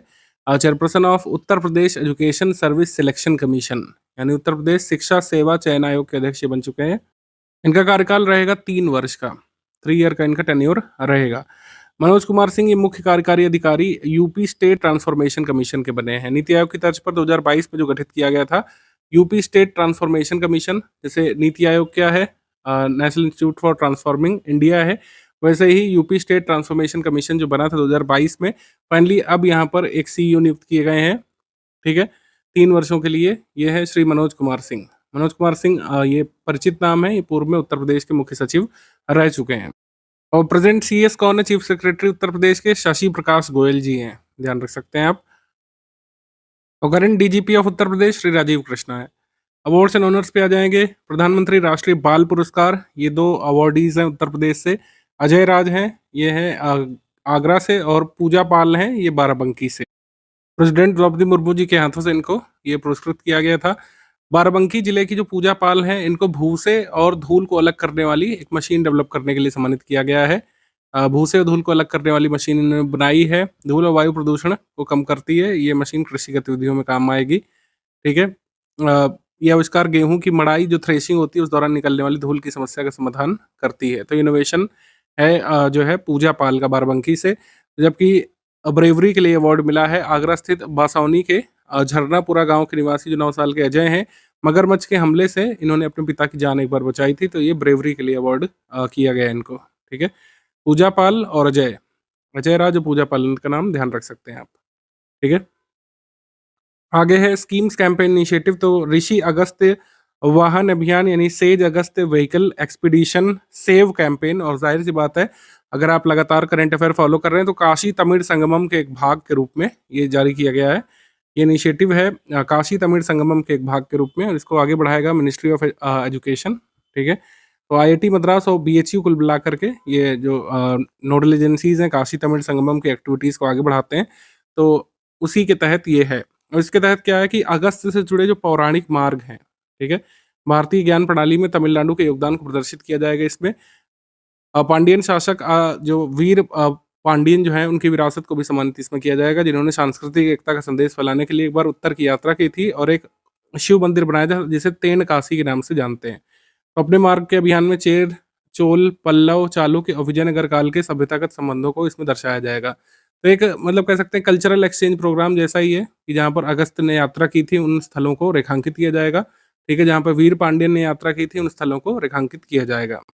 तो इसकी शुरुआत कहाँ से होगी? इसकी शुरुआत तेणकाशी से होगी, जो कि तमिलनाडु में एक स्थल है, और ये काशी यानी कि वाराणसी ये पहुँचेगा, ठीक है? दिसंबर तक ये पहुँचना था इसको, 2 दिसंबर से शुरू होकर ये 10 दिसंबर तक चला था, यानी तेणकाशी तमिलनाडु से काशी यानी उत्तर प्रदेश के वाराणसी तक ये आया था, ठीक है? ये अभियान। तो इसके तहत जो है ये बताया गया है कि कौन-कौन से हमारे कल्चरल यूनिटी के स्थल रहे हैं।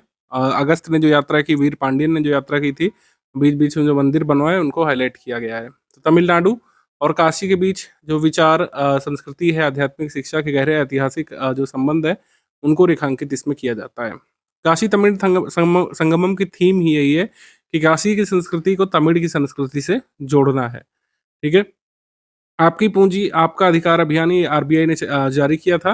प्रयागराज से इसको जारी किया था। इसका उद्देश्य ये था कि जितने भी बैंक्स हैं उनको प्रमोट किया जाएगा कि जितने भी अनक्लेम्ड डिपॉज़िट्स हैं, जो डोरमेंट बैंक अकाउंट्स में जो अनक्लेम्ड डिपॉज़िट्स हैं, अगर उसको बैंक्स क्लियर कराते तो उनको प्रोत्साहन मिलेगा। ये यहाँ पे थीम थी। ये प्रयागराज से शुरू किया गया था, बस ये इम्पोर्टेंट हो सकता है। आपकी पूँजी आपका अधिकार अभियान ये आरबीआई ने प्रयागराज से शुरू किया है।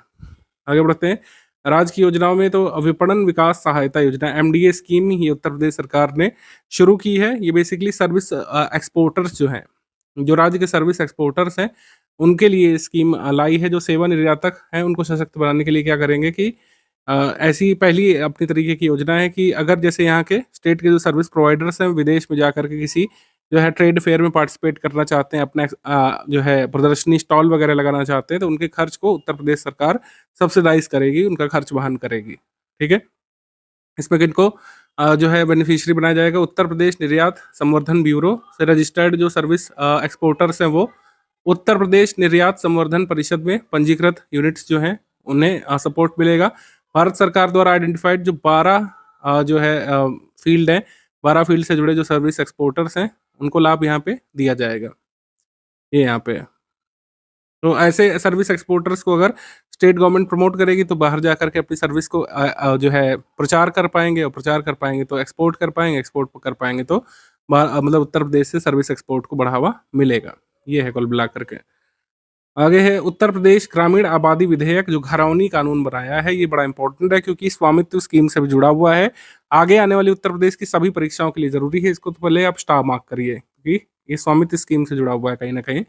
तो स्वामित्व योजना के तहत ड्रोन तकनीक से जो ग्रामीण आबादी के क्षेत्रों के जो स्वामित्व अभिलेख तैयार किए गए थे, जिसको घरौनी कहा गया है।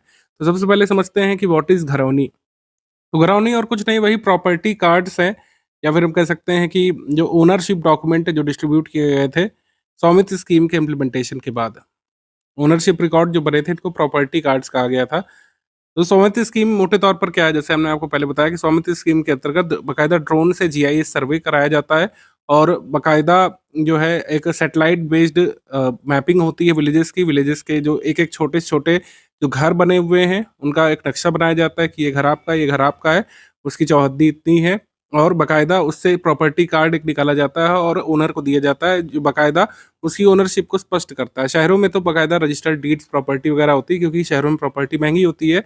गाँव में ज़्यादा मकानों की वैल्यू नहीं है, अगर उत्तर प्रदेश में अगर आप रहते हैं तो आपको पता है, गाँव के मकानों की वैल्यू इसीलिए कम है क्योंकि उनकी जो मतलब कह सकते हैं रिकॉर्ड है वो बहुत कम डिफाइंड है जगह-जगह पर। बुलेख वगैरह में जो है नहीं ज़्यादा उनको लीगल बैकिंग मिली थी। लेकिन अब चूँकि स्वामित्व स्कीम से बाकायदा ये प्रॉपर्टी रिकॉर्ड बने, प्रॉपर्टी कार्ड बने, सबको दिए गए, उसमें बाकायदा ओनर का नाम रहता है, प्लॉट की डिटेल होती है कि आपका जो प्लॉट है मतलब जिसमें आपके गाँव में घर बना हुआ है, उसका प्लॉट का एरिया वगैरह कैसा है, चौहद्दी कितनी-कितनी कैसे क्या है, आपके बगल में क किसका घर है और एक आउटलाइन मैप भी बना रहता है। तो इससे जैसे शहरों में जो मकान होते हैं, वैसा जो प्रॉपर्टी रिकॉर्ड है, उससे मिलता-जुलता ही रिकॉर्ड बाकायदा स्पष्ट बना देते हैं और अगर आप जो है अपने प्रॉपर्टी कार्ड के क्यूआर को स्कैन करेंगे तो बाकायदा सैटेलाइट इमेज भी देख सकते हैं। तो इतना स्पष्ट रिकॉर्ड बना दिया लेकिन अब इसको लीगल बैकिंग भी चाहिए थी। तो लीगल बैकिंग के लिए ही उत्तर प्रदेश सरकार ने ये घरौनी कानून ये पास किया है। विंटर सेशन में 23 दिसंबर 2025 को विधानसभा में ये विधेयक पास हुआ है, ये डेट ध्यान रखिएगा। और अधिसूचना जारी होने पर गाँव में घर बनाने के लिए बैंकों से लोन मिल सकेगा। पहले गाँव में घर बनाने के लिए जनरली लोन लोन नहीं मिलता था, खेतों पर तो मिल जाता था क्योंकि उनकी वैल्यू होती थी। लेकिन गाँव के घरों की वैल्यू ज़्यादा नहीं बैंक निकालते थे, उनका मानना था कि भाई स्पष्ट डॉक्यूमेंट ही नहीं है। लेकिन अब स्वामित्व स्कीम के इम्प्लीमेंटेशन से स्पष्ट प्रॉपर्टी कार्ड्स दिए गए लोगों को और इनको लीगल बैकिंग भी दे दी गई है। मतलब इनको उत्तर प्रदेश सरकार से मान्यता भी मिली है। तो अब बैंक लोन ले सकते हैं या फिर कहीं पर भी इनको गिरवी रख सकते हैं। एक ज़मीन के एक प्रॉपर कार्ड्स जो हैं, एक ओनरशिप डॉक्यूमेंट्स जो हैं, ओनरशिप राइट्स इनको विलेजेस को मिल गए हैं स्वामित्व स्कीम के इम्प्लीमेंटेशन से। ठीक है, तो यही है घरौनी। तो घरौनी में आपसे पूछें कि व्हाट इज़ घरौनी? तो स्वामित्व के तहत जो प्रॉपर्टी कार्ड दिए गए थे वही घरौनी है। अब उनको उत्तर प्रदेश के इस कह सकते हैं घरौनी कानून से लीगल बैकिंग भी मिल गई है। जैसे खेतों के रिकॉर्ड्स की लीगल बैकिंग होती है वैसे ही अब घरों के जो लैंड रिकॉर्ड्स की उसकी भी लीगल बैकिंग ये तैयार कर दी गई है घरौनी के तहत। ये है कुल मिला कर के। तो गाँव में रहने वाले घरों के लोगों को ओनरशिप राइट उनके मिल गए हैं। घरौनी जो है लगातार अपडेट होने वाला डॉक्यूमेंट रहेगा, इसमें कोई एरर वगैरह भी आप अपडेट करा सकते हैं, ठीक है? उसमें मोबाइल नंबर भी आपका दर्ज रहेगा, आप सारे डॉक्यूमेंट वगैरह इसको शेयर भी कर सकते हैं इधर-उधर, ठीक है? फ़ोन नंबर, एड्रेस सब आपका इसमें दिया रहेगा। तो इससे क्या रहेगा कि एक तो लीगल बैकिंग है, आप लोन वगैरह ले सकते हैं, आपकी प्रॉपर्टी की वैल्यू बन गई, आप खरीद-बेच भी सकते हैं गाँव का घर। पहले गाँव का घर खरीदने-बेचने में बड़ी दिक्कत आया करती थी, लेकिन अब ऐसा नहीं होगा। ठीक है? तो स्वामित्व स्कीम बहुत इम्पोर्टेंट है, मैं लगातार आपको बताता हुआ चल रहा हूँ और इसके पीछे का जो है मतलब बैकग्राउंड जो है स्वामित्व स्कीम का ये भी आप ज़रूर ध्यान रखिएगा। जैसे इसमें लिखा है कि उत्तर प्रदेश में ये 1 लाख प्लस गाँवों का जो है ये नोटिफ़िकेशन हो चुका है, मतलब इनका सर्वे हो चुका है, 90,000 से ज़्यादा का पूरा कंप्लीट भी हो चुका है, प्रॉपर्टी कार्ड्स भी उनके डिस्ट्रीब्यूट हो चुके हैं 90,000 प्लस विलेजेस में। 90,500 कुछ नंबर है जिनमें प्रॉपर्टी कार्ड्स बाकायदा जो है इश्यू हो चुके हैं। अब इन्हीं प्रॉपर्टी कार्ड्स को इस विधेयक से लीगल बैकिंग मिल जाएगी। बीपीएससी की परीक्षा में सवाल आया था स्वामित्व स्कीम से, इसको एक बार दोहरा लेते हैं। तो स्वामित्व स्कीम एक खान मंत्रालय के तहत कार्यरत एक केंद्रीय क्षेत्रक योजना है। तो ये सेंट्रल सेक्टर स्कीम तो है लेकिन ये खान मंत्रालय के अंतर्गत नहीं काम करती, मिनिस्ट्री ऑफ पंचायती राज के अंतर्गत काम करती है। मिनिस्ट्री ऑफ पंचायती राज के अंतर्गत ये स्कीम है, स्वामित्व की ध्यान रखिए, मिनिस्ट्री ऑफ रूरल डेवलपमेंट के अंतर्गत नहीं है, ये कंफ्यूज हो सकते हैं आप। अगला है कि this scheme seeks to create a geo positioning infrastructure like CORS network to benchmark the location and provides 5 centimetre level accuracy. 5 centimetre तक के लेवल की एक्यूरेसी यहाँ पे अचीव की गई है। मतलब जहाँ तक आपका घर बना है उसकी चौहद्दी मतलब 5 सेंटीमीटर के एरर तक पूरी डिफाइन कर दी गई है इसके तहत। CORS यूज़ करती है। CORS का मतलब है यहाँ पर जो है continuous operating resource system. Continuous operating resource system है, यहाँ पर फुल फॉर्म में गलत दिया हुआ है। क्रॉस ओरिजिन रिसोर्स शेयरिंग इसका मतलब नहीं है। कंटिन्यूअस ऑपरेटिंग रिसोर्स सिस्टम का इसमें इस्तेमाल किया जाता है और ये रिफॉर्मेटिव स्टेप है जिससे क्लियर ओनरशिप जो है रूरल इनहैबिटेड आबादी मतलब ग्रामीण आबादी क्षेत्रों की क्लियर ओनरशिप डॉक्यूमेंट्स जो है डिफाइन की जा सकेगी। बाकायदा घरौनी रजिस्टर भी इसमें बनेगा जो पंचायत के पास उपलब्ध होगा। तो घरौनी रजिस्टर के माध्यम से पंचायतें कुछ कर भी वसूल सकती हैं। जैसे गाँव के घरों से कोई कर वसूलना जनरली नहीं पॉसिबल होता था, क्योंकि रिकॉर्ड ही नहीं है, कोई कर देने को तैयार ही नहीं होता था। लेकिन अब घरौनी रजिस्टर बन गया है, तो जिनके जिनके घर बने हुए गाँव में, उनसे पंचायत ये कुछ कर भी वसूल सकती है, जो जिसका पैसा जो है डेवलपमेंट के काम में आएगा। ठीक है, तो जो है ड्रोन टेक्नोलॉजी से लैंड पार्सल्स की मैपिंग करके हर घर को एक प्रॉपर्टी कार्ड यहाँ पे दिया जा सकता है, जो दिया गया है ये सही। हमारा आंसर क्या हो जाएगा इसमें? 1 एंड 3 यहाँ पे रॉन्ग है, बाकी 2 और 4 सही है। ये है। आप इसकी लॉन्च डेट जो है ये कमेंट सेक्शन में लिख करके बताइए जल्दी से। लॉन्च डेट एग्जाम में पूछी गई थी, यूपी ट्रिपल एस सी के एग्जाम में। बताइए कमेंट करके कि स्वामित्व स्कीम की लॉन्च डेट क्या है। आगे बढ़ने से पहले आपको बता दें कि यूपीपीएससी का प्रीलिम्स का और मेंस का course study for civil services का लगातार रनिंग है। आप इसमें ज्वाइन करके पूरी तैयारी कर सकते हैं। हमारा कंप्लीटली रिवाइज्ड और अपडेटेड सिलेक्शन मटेरियल अवेलेबल रहता है। साथ ही आप जो है टेस्ट सीरीज और पेड क्विज के माध्यम से प्रैक्टिस करके अपना सिलेक्शन सुनिश्चित कर सकते हैं प्रीलिम्स में। मेंस की परीक्षा के लिए लगातार तैयारी हमारी चलती रहती है। जीएस के सभी 6 पेपर्स के लिए, जीएस 1 से लेकर 6 तक के लिए कंप्लीटली अपडेटेड मटेरियल जो है करंट अफेयर के साथ अवेलेबल रहता है। आंसर राइटिंग के बैचेस हमारे चल रहे हैं हिंदी के लिए और जीएस के पेपर्स के लिए। ज़्यादा जानकारी के लिए आप गिवन नंबर्स पर बात कर सकते हैं। इन नंबर्स पर आप पेड ग्रुप में एडमिशन लेने के बारे में बातचीत कर सकते हैं। इसके बाद उत्तर प्रदेश बिजली बिल राहत योजना 2026 से आई है। उत्तर प्रदेश इलेक्ट्रिसिटी बिल रिलीफ स्कीम, आपने अपने आसपास के सब स्टेशंस में देखा भी होगा, कैंप वगैरह लगे हुए हैं। तो जितने भी बिजली बिल के उपभोक्ता हैं उत्तर प्रदेश में, जिनका बिल बकाया है काफ़ी लंबे समय से और जिसमें ब्याज और लेट फीस जोड़ दी है यूपीपीसीएल ने, ठीक है, उस पर 100% की छूट के साथ आप मूलधन पर प्रथम, द्वितीय और तृतीय चरणों में अपना जो है 25, 20 और 15% की छूट के साथ अपना बकाया बिल जमा कर सकते हैं। यानी कि जो लेट फीस लगाई थी वो तो पूरी माफ़ कर दे रहे हैं, जो मूलधन है जो बाकी है उस पर 25, 20 और 15% तक की छूट आप पा सकते हैं। ठीक है, लंबे समय से जो लोग बिजली बिल नहीं जमा कर रहे थे किस्कों में, वो अपना बिल जो है ये जमा कर सकते हैं। ठीक है, ये है इसमें। इसमें कहा गया है कि जो छोटे उपभोक्ता हैं जिनका बिल या तो गलत बन गया था या फिर किसी भी कारण से वो अपना बिल नहीं भुगतान कर रहे थे, जो चोरी की बिजली वगैरह यूज़ कर रहे थे, ठीक है, जिन पर कार्रवाई की गई थी, वो सभी लोग अपने बिल वगैरह जमा कर सकते हैं। ठीक है, इसमें कहा गया है कि 2000 रुपये की पंजीकरण राशि देनी होगी या फिर बकाया बिल का जो भी 10% बन रहा है जो अधिक हो, उसको जमा करके आप जो है इस छूट का लाभ उठा सकते हैं। ठीक है, बिजली बिल निर्धारण पर 50% तक की छूट जो है ये दी जा रही है।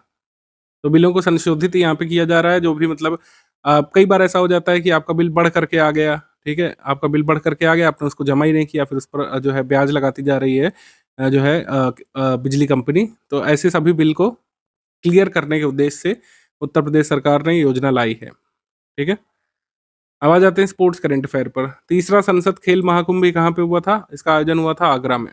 आगरा में डॉक्टर ये उपराष्ट्रपति श्री सीपी राधाकृष्णन जी ने आगरा में संसद खेल महाकुंभ में अतिथि के तौर पर भाग लिया था, चीफ गेस्ट के तौर पर।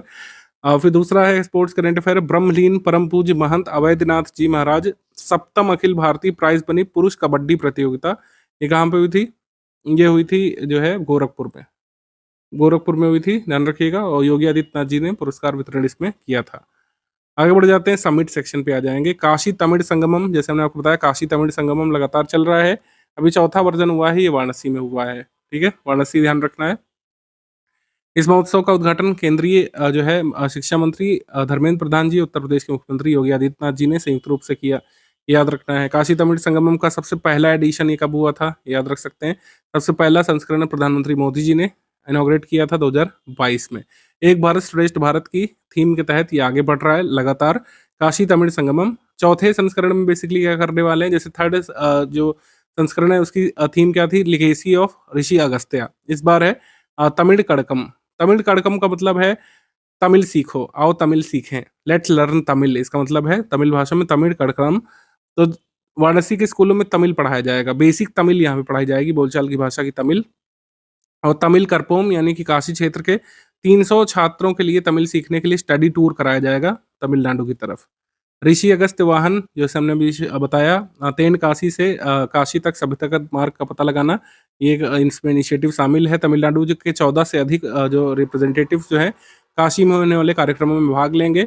ये प्रतिनिधि 7 बड़ी श्रेणियों से संबंधित हैं, छात्र हैं, शिक्षक हैं, लेखक हैं, मीडिया प्रोफेशनल्स, कृषि और उससे जुड़े लोग हैं, कारीगर हैं, महिलाएं हैं, आध्यात्मिक विद्वान हैं, यहाँ पर काशी का दौरा करेंगे, तमिलनाडु से आएंगे। पिछले संस्करणों में वाराणसी से लोग यहाँ पे तमिलनाडु गए थे, चेन्नई, और इस बार तमिलनाडु से यहाँ पे लोग आएंगे। तो 50 तमिल शिक्षक करीब 13 दिन तक बेसिक तमिल यहाँ पे सिखाएंगे वाराणसी के 50 विद्यालयों में। ठीक है, तो प्रधानमंत्री मोदी जी का, योगी आदित्यनाथ जी का ये लक्ष्य है कि नॉर्थ साउथ के तरीके से हम कल्चरली लिंक करना चाहते हैं। उत्तर प्रदेश के 300 विद्यार्थियों को गहन तमिल शिक्षा के लिए जो है भ्रमण के लिए तमिलनाडु भेजा जाएगा इसमें। चयनित छात्रों को तमिलनाडु सरकार के खर्च पर भेजा जाएगा, जिससे वो जो है तमिल शिक्षा का, सांस्कृतिक मूल्यों का गहन अध्ययन कर सके। ठीक है, तो एक भारत श्रेष्ठ भारत के इनिशिएटिव के तहत ये जो है जारी किया गया इनिशिएटिव है, लगातार चौथे एडिशन में है। काशी तमिल संगमम, इसको आप अच्छे से देखिएगा, इसमें एग्जाम में कुछ भी पूछ सकते हैं। आगे है पीएम गति शक्ति राष्ट्रीय मास्टर प्लान के तहत नेटवर्क योजना समूह की 104वीं बैठक हुई थी, और इसमें नागदा मथुरा, इसमें जो है नागदा मथुरा तीसरी और चौथी लाइन, और गाजियाबाद न्यू सीतापुर तीसरी और चौथी लाइन उत्तर प्रदेश में स्थित है। तो ये जो मतलब 8 परियोजनाएं अप्रूव हुई हैं, तो इसमें कुछ परियोजनाएं उत्तर प्रदेश की भी शामिल हैं। पीएम गति शक्ति राष्ट्रीय मास्टर प्लान की बैठक में ये निर्णय लिया गया था। आगे बढ़ते हैं हम लोग। इंडियन सोसाइटी फॉर नेफ्रोलॉजी का 54वां वार्षिक अधिवेशन हुआ था, ये संजय गांधी पीजीआई में, और इसमें प्रोफेसर अमित गुप्ता को आईएसएन पॉयनियर पुरस्कार जो है योगी आदित्यनाथ जी ने दिया था। ठीक है, आगे बढ़ते हैं। पुलिस मंथन कार्यक्रम ये लखनऊ में हुआ था। मुख्यमंत्री योगी आदित्यनाथ जी ने सहभाग करने के साथ ही कर्तव्यनिष्ठ पुलिस अधिकारियों जवानों को मुख्यमंत्री उत्कृष्ट अलंकरण से सम्मानित किया था। मुख्यमंत्री जी ने इस अवसर पर एक यक्ष ऐप लॉन्च किया है। यक्ष ऐप एआई और बिग डेटा एनालिसिस के माध्यम से बीट बुक का डिजिटल स्वरूप ये जारी किया गया है। जैसे बीट के बारे में जैसे कुछ लोग नहीं जानते हैं, मैं बता दूं आपको। जैसे आपके एरिया के जो पुलिस स्टेशन है ना, तो पुलिस स्टेशन एक छोटे से एरिया को कवर करता है। पुलिस स्टेशन के भी एक सब यूनिट्स होते हैं, उसको बीट कहा जाता है। पुलिस स्टेशन एक बड़ा एरिया कवर करता है, उसको कुछ छोटे छोटे एरियाज में बांट दिया जाता है, जिसको बोल देते हैं बीट्स। क्या बोलते हैं? बीट्स। तो एक पुलिस स्टेशन के 5-6 या 2-4 जितने भी एरिया के हिसाब से बीट्स होते हैं, और हर बीट का एक बीट पुलिस अधिकारी होता है, कांस्टेबल लेवल का जो ऑफिसर होता है, अपनी बीट को देखता है। तो बीट बुक एक बाकायदा मेंटेन की जाती है पुलिस स्टेशन पर। तो ऐसी बीट बुक को डिजिटाइज करने के उद्देश्य से यक्ष ऐप जो है जारी किया गया है। ठीक है, जिससे प्रॉपर एडमिनिस्ट्रेशन हो सके और प्रॉपर सर्विलांस रह सके। तो बीट बुक का एक डिजिटल संस्करण जारी किया गया जिसका नाम है यक्ष ऐप। ठीक है, आगे जो कांस्टेबल की, होमगार्ड की, और जो है यूपीएसआई के जैसे पेपर्स होने हैं, तो उसमें ये पूछ सकते हैं कि भाई यक्ष ऐप किसको मेंटेन करेगा? बीट्स को। पुलिस थाने की जो बीट होती है, बीट बुक होती है, उसका एक डिजिटल वर्जन है यक्ष। आगे बढ़ते हैं। युवा सहकार सम्मेलन और कोऑपरेटिव एक्सपो, इसका शुभारंभ किया गया था इंदिरा गांधी प्रतिष्ठान लखनऊ से। ठीक है, मुख्यमंत्री योगी आदित्यनाथ जी ने छोटे और सीमांत किसानों के लिए लोन पर 6% ब्याज दर की घोषणा भी की थी। लोन पर 6% ब्याज की घोषणा की, जो अभी 11.5% है। आगे बढ़ेंगे। खेती की बात खेत पर कार्यक्रम ये दौलतपुर बाराबंकी में आयोजित किया गया था। प्रगतिशील किसान सम्मेलन और खेती की बात खेत पर कार्यक्रम मुख्यमंत्री योगी आदित्यनाथ जी ने रबी सत्र की किसान पाठशाला 8.0 का शुभारंभ किया। विश्व के मुख्य न्यायाधीशों का 26वां अंतर्राष्ट्रीय सम्मेलन ये सीएमएस स्कूल में हुआ था, सिटी मॉन्टेसरी स्कूल लखनऊ में। ठीक है, इसका उद्घाटन उत्तर प्रदेश के मुख्यमंत्री योगी आदित्यनाथ जी ने किया था। ठीक है, तो लोकेशन ध्यान रखिएगा, सीएमएस लखनऊ। उत्तराखंड महोत्सव ये लखनऊ में हुआ था। उत्तराखंड दर्पण स्मारिका और उत्तराखंड महोत्सव कैलेंडर का विमोचन यहाँ पे किया गया था। उत्तराखंड महापरिषद के तत्वाधान में ये आयोजित किया गया था लखनऊ में। उत्तराखंड महोत्सव ध्यान रखिएगा, लखनऊ में हुआ था। इसमें गजेंद्र सिंह शेखावत और मुख्यमंत्री योगी आदित्यनाथ जी ने पार्टिसिपेट किया था। आगे बढ़ेंगे हम लोग। जनजातीय भागीदारी उत्सव ये लखनऊ में हुआ था। इसमें 22 राज्यों के जनजातीय कलाकारों ने अपनी कला का प्रदर्शन यहाँ पे किया था। आगे बढ़ते हैं। पंच कल्याणक महा उत्सव या महोत्सव, पंच कल्याणक महा महोत्सव ये तरुण सागरम तीर्थ मुरादनगर गाजियाबाद में हुआ था। मुख्यमंत्री आदित्यनाथ जी ने भगवान पारसनाथ जी की भव्य मूर्ति और 100 दिनों तक जो है 100 दिनों में निर्मित गुफा मंदिर का लोकार्पण भी किया था। रैंक्स रिपोर्ट इंडेक्स पे आ जाएंगे। उत्तर प्रदेश में मासिक प्रति व्यक्ति उपभोग व्यय संबंधी एक सर्वेक्षण हुआ था। Ministry of statistics and programme implementation ने किया था कि शहरी क्षेत्रों में और जो है रूरल एरियाज में प्रति व्यक्ति उपभोग व्यय कितना है, यानी कि कंजम्पशन पर कितना एक्सपेंडिचर प्रति व्यक्ति होता है उत्तर प्रदेश में। तो शहरी क्षेत्रों में आंका गया है मतलब 4418 रुपये, और ग्रामीण क्षेत्रों में 3246 रुपये है। दोनों में वृद्धि देखी गई कि जो पर कैपिटा जो पर्सनल एक्सपेंडिचर लोग करते हैं, कंजम्पशन एक्सपेंडिचर बेसिकली जो करते हैं, monthly per capita consumption expenditure जो करते हैं उत्तर प्रदेश में, वो बढ़ रहा है लगातार। पश्चिमी उत्तर प्रदेश के जिलों में पूर्वी उत्तर प्रदेश की तुलना में अधिक व्यय देखा गया था, जो राज्य में महत्वपूर्ण क्षेत्रीय आर्थिक असमानताओं को रेखांकित करता है। ये हमेशा होता है कि वेस्ट यूपी ज़्यादा डेवलप्ड है, वेस्ट यूपी में ग्रीन रेवोल्यूशन भी पहले आया था, ईस्ट वाले में बाद में आया था, तो वेस्ट यूपी के जिले थोड़ा ज़्यादा ही जो है मंथली खर्चा करते हैं, उपभोग में व्यय ज़्यादा करते हैं। अगर हम वैसे देखें तो शीर्ष व्यय क्षेत्र कौन-सा रहा था? वेस्ट यूपी के ही क्षेत्र रहे थे, जैसे गौतम बुद्ध नगर। औसत प्रति व्यक्ति उपभोग यहाँ का काफ़ी ज़्यादा है, सामान्य औसत से। ग्रेटर नोएडा और नोएडा के क्षेत्र इसमें शामिल हैं। न्यूनतम व्यय क्षेत्र बलिया का क्षेत्र करता है, सोनभद्र का क्षेत्र करता है, और आकांक्षी जिलों में जो है 8 एस्पिरेशनल डिस्ट्रिक्ट जो उत्तर प्रदेश से हैं, उसमें सबसे ज़्यादा व्यय कहाँ पे होता है? श्रावस्ती में। श्रावस्ती में, ये ध्यान रख सकते हैं आप। इसमें फे हैरियट मॉडल का यूज़ किया गया था, ये मंथली जो है कंजम्पशन एक्सपेंडिचर के एस्टिमेशन में, फे हैरियट मॉडल। नवंबर माह 2025 का Uttar Pradesh special current affair bilingual format में कवर करेंगे। यूपीपीएससी अपर प्रीलिम्स 2026 के लिए अगर आप तैयारी करना चाहते हैं, बेस्ट इंस्टीट्यूट को ज्वाइन करिए। सर्वाधिक सिलेक्शन देने वाले सबसे ओल्डेस्ट ऑनलाइन इंस्टीट्यूट को आप ज्वाइन कर सकते हैं, स्टडी फॉर सिविल सर्विस को। इन गिवन नंबर्स के व्हाट्सएप मैसेज में जाकर के आप जो है अधिक जानकारी प्राप्त कर सकते हैं। हमारे पेड बैच के बारे में डिटेल ले सकते हैं। यूपीपीएससी अपर प्रीलिम्स 2026 के लिए चल रहा है, और यूपीपीएससी मेंस के लिए भी हमारा पेड बैच चल रहा है। आप इसको लेकर के मेंस की तैयारी, लॉन्ग टर्म तैयारी कर सकते हैं। समान हिंदी का हमारा पेड बैच चल रहा है। आंसर राइटिंग गाइडेंस के ग्रुप्स हमारे रनिंग होते हैं, आप उसके बारे में जानकारी प्राप्त कर सकते हैं। जीएस के सभी पेपर्स के लिए स्टडी मटेरियल का और गाइडेंस बैच यहाँ पर रनिंग है। आप इन गिवन नंबर्स पर जानकारी प्राप्त कर सकते हैं। नवंबर माह के करंट अफेयर में उत्तर प्रदेश से कोई भी इंपॉर्टेंट एग्रीमेंट नहीं है और कोई भी इंपॉर्टेंट अपॉइंटमेंट नहीं है। हम यहाँ पर अवार्ड्स एंड ऑनर्स से शुरू कर रहे हैं। 6वां राष्ट्रीय जल पुरस्कार, ये एक इंपॉर्टेंट पुरस्कार है और जो है ये आ सकता है आपके एग्जाम में, इसको स्टार मार्क करिए। तो जल पुरस्कार में यहाँ पर जिलेवार और राज्यवार और जोन वार रैंकिंग होती है। तो अगर हम जो है जिलेवार रैंकिंग को अगर देखें, तो उत्तरी क्षेत्र से उत्तर प्रदेश का जिला यहाँ पर टॉप पर आया है, तो ये जरूरी है ध्यान रखना। उत्तर प्रदेश का जो मिर्जापुर है, उत्तरी क्षेत्र से यहाँ पर प्रथम पर आया है जिलों की कैटेगरी में। और खरगोन जो मध्य प्रदेश का जिला है, ये भी प्रथम पर था, तो संयुक्त रूप से 2 जिले यहाँ पर प्रथम थे। पश्चिमी क्षेत्र से खरगोन और उत्तरी क्षेत्र से मिर्जापुर। सर्वश्रेष्ठ शहरी स्थानीय निकाय वाली कैटेगरी में नबादिंगता औद्योगिक टाउनशिप और आगरा। तो नबादिंगता औद्योगिक टाउनशिप ये पश्चिम बंगाल से टॉप पर था। उत्तर प्रदेश का आगरा शहर जो है यूएलबी कैटेगरी में टॉप पर था, ठीक है। तृतीय स्थान पर संयुक्त रूप से विजेता ये दोनों रहे थे, तो ये ध्यान रखिएगा। तो कौन कौन से चुने गए हैं सर्वश्रेष्ठ जिलों की कैटेगरी में? उत्तरी क्षेत्र में, नॉर्थ जोन में उत्तर प्रदेश, नॉर्दर्न रीजन में नॉर्थ जोन में उत्तर प्रदेश फर्स्ट पर, और थर्ड पर अर्बन लोकल बॉडीज में पश्चिम बंगाल की एक टाउनशिप के साथ थर्ड पर आगरा, ये ध्यान रख सकते हैं। आगे ओबिचरी सेक्शन में Daya Prakash Sinha senior playwright and former IAS officer के नहीं रहे, 90 वर्ष की आयु में इनका निधन हुआ। प्रसिद्ध नाटकों में सम्राट अशोक, सीढ़ियां, कथा एक कंस की। सम्राट अशोक के लिए साहित्य अकादमी पुरस्कार मिला था इनको 2021 में, और पद्मश्री इनको मिला 2020 में। और 1986 से 1988 तक ललित कला अकादमी उत्तर प्रदेश के अध्यक्ष के रूप में भी इन्होंने कार्य किया है। इनका जन्म स्थान क्या है? उत्तर प्रदेश का कासगंज डिस्ट्रिक्ट, कासगंज। आगे बढ़ेंगे हम लोग। स्कीम्स कैंपेन इनिशिएटिव में तो गोमती पुनर्जीवन मिशन उत्तर प्रदेश सरकार ने लॉन्च किया था। इसका उद्देश्य है गोमती को पुनर्जीवित करना। गोमती नदी जो है इसको कह सकते हैं पॉल्यूशन फ्री बनाना, इसको रिजुवनेट करना कुल मिलाकर लक्ष्य है। और इसके तहत ये क्या क्या करेंगे? जिन नालों को असंसाधित सीवेज के रूप में गिराया जा रहा है उसको रोकेंगे, इंटरसेप्ट करेंगे, और वाटर को ट्रीट करेंगे। जो वेस्ट वाटर इसमें डाला जाता है उसको इंटरसेप्ट करके ट्रीट किया जाएगा। Mission aims to intercept 95% of the sewage discharge into the river from urban areas and revive river's natural flow. और इसका मिशन है पीलीभीत से गाजीपुर तक पूरे गोमती नदी बेसिन को कवर कर लेना। आगे बढ़ते हैं हम लोग।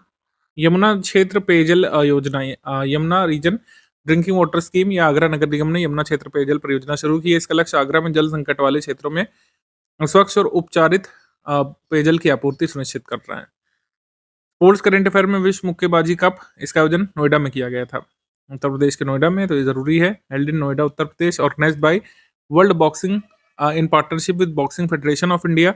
Indian boxers had won 20 medals in this competition, including 9 gold, 6 silver and 5 bronze medal. India ने मेडल टैली में टॉप किया था टोटल 37 मेडल के साथ। तो इसमें 13 गोल्ड, 12 सिल्वर और 12 ब्रॉन्ज शामिल थे पूरी बॉक्सिंग सीरीज में। आगे बढ़ते हैं। Open junior international trout Trent pegging championship Ghaziabad में ये हुआ था और जमशेदपुर राइडर्स ने स्वर्ण पदक जीता था। चैंपियनशिप का आयोजन उत्तर प्रदेश घुड़सवारी संघ द्वारा किया गया था। ये हुआ था गाजियाबाद में junior international trout tent pegging championship. Summit conferences section में अपर यमुना रिव्यू कमेटी की मीटिंग हुई थी नोएडा में। जल शक्ति मंत्री सी आर पाटिल की अध्यक्षता में यमुना भवन नोएडा में ये यमुना समीक्षा समिति की 9वीं बैठक हुई थी।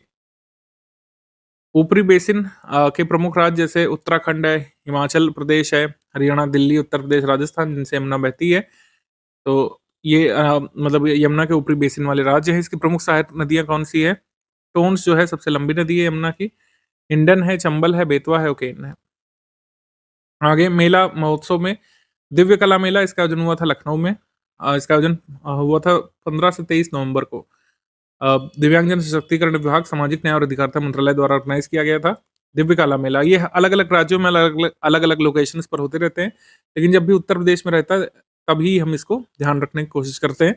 नोडल एजेंसी क्या है? नेशनल दिव्यांग finance and development corporation, एनडीएफडीसी।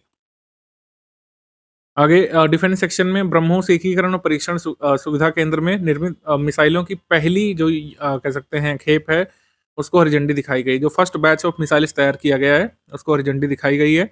Uttar Pradesh CM और हमारे डिफेंस मिनिस्टर जी ने इसको फ्लैग ऑफ किया था। ब्रह्मोस इंटीग्रेशन और टेस्ट फैसिलिटी को वर्चुअली इनॉग्रेट किया था इन्हीं दोनों ने, मतलब हमारे डिफेंस मिनिस्टर राजनाथ सिंह जी ने 11 मई 2025 को। तो इस फैसिलिटी से करीब 6 महीने बाद फर्स्ट बैच ऑफ मिसाइल से तैयार हो गई हैं। आगे बढ़ते हैं रैंक्स रिपोर्ट में। बेसिक लाइव स्टॉक स्टैटिस्टिक्स आ गए हैं, लेटेस्ट आंकड़े लाइव स्टॉक के बारे में आ गए हैं। तो दुग्ध उत्पादन में शीर्ष राज्य अभी भी उत्तर प्रदेश बना हुआ है। उत्तर प्रदेश दुग्ध उत्पादन में फर्स्ट पर है, सेकंड पर राजस्थान है लेटेस्ट आंकड़ों के अनुसार, थर्ड पर मध्य प्रदेश है और फोर्थ पर गुजरात है दुग्ध के उत्पादन के मामले में। और मांस उत्पादन में पश्चिम बंगाल यहाँ पर टॉप पर है, उत्तर प्रदेश अब सेकंड पर आ गया है, महाराष्ट्र थर्ड पर है। तो मांस उत्पादन में पश्चिम बंगाल फर्स्ट पर, सेकंड पर अब उत्तर प्रदेश और महाराष्ट्र थर्ड पर। टॉप 3 यहाँ पर याद रखना काफी होगा। आगे बढ़ते हैं। राज्य खनन तत्परता सूचकांक की मिनिस्ट्री ऑफ माइंस ने एक नया इंडेक्स जारी किया है। इसमें श्रेणीवार रैंकिंग दी जाती है राज्यों को कि कौन कौन से मिनरल रिच स्टेट्स हैं, कौन कौन से मॉडरेटली इंडोर्ड स्टेट्स हैं मिनरल्स के मामले में, कहाँ पर मिनरल एंडोमेंट कम है। तो उसके हिसाब से टॉप 3 की रैंकिंग बनाई गई है। टॉप 3 की रैंकिंग बनाई गई, सभी को रैंक नहीं दिया गया और इसमें कोई स्कोर वगैरह नहीं है। तो माइनिंग रेडीनेस इंडेक्स में कैटेगरी बी में रखा गया है उत्तर प्रदेश को। मध्यम रूप से खनिज संपन्न राज्यों की कैटेगरी में उत्तर प्रदेश सेकंड स्थान पर है, ये ध्यान रखिएगा। इसको श्रेणी बी में रखा गया है और सेकंड स्थान पर है उत्तर प्रदेश।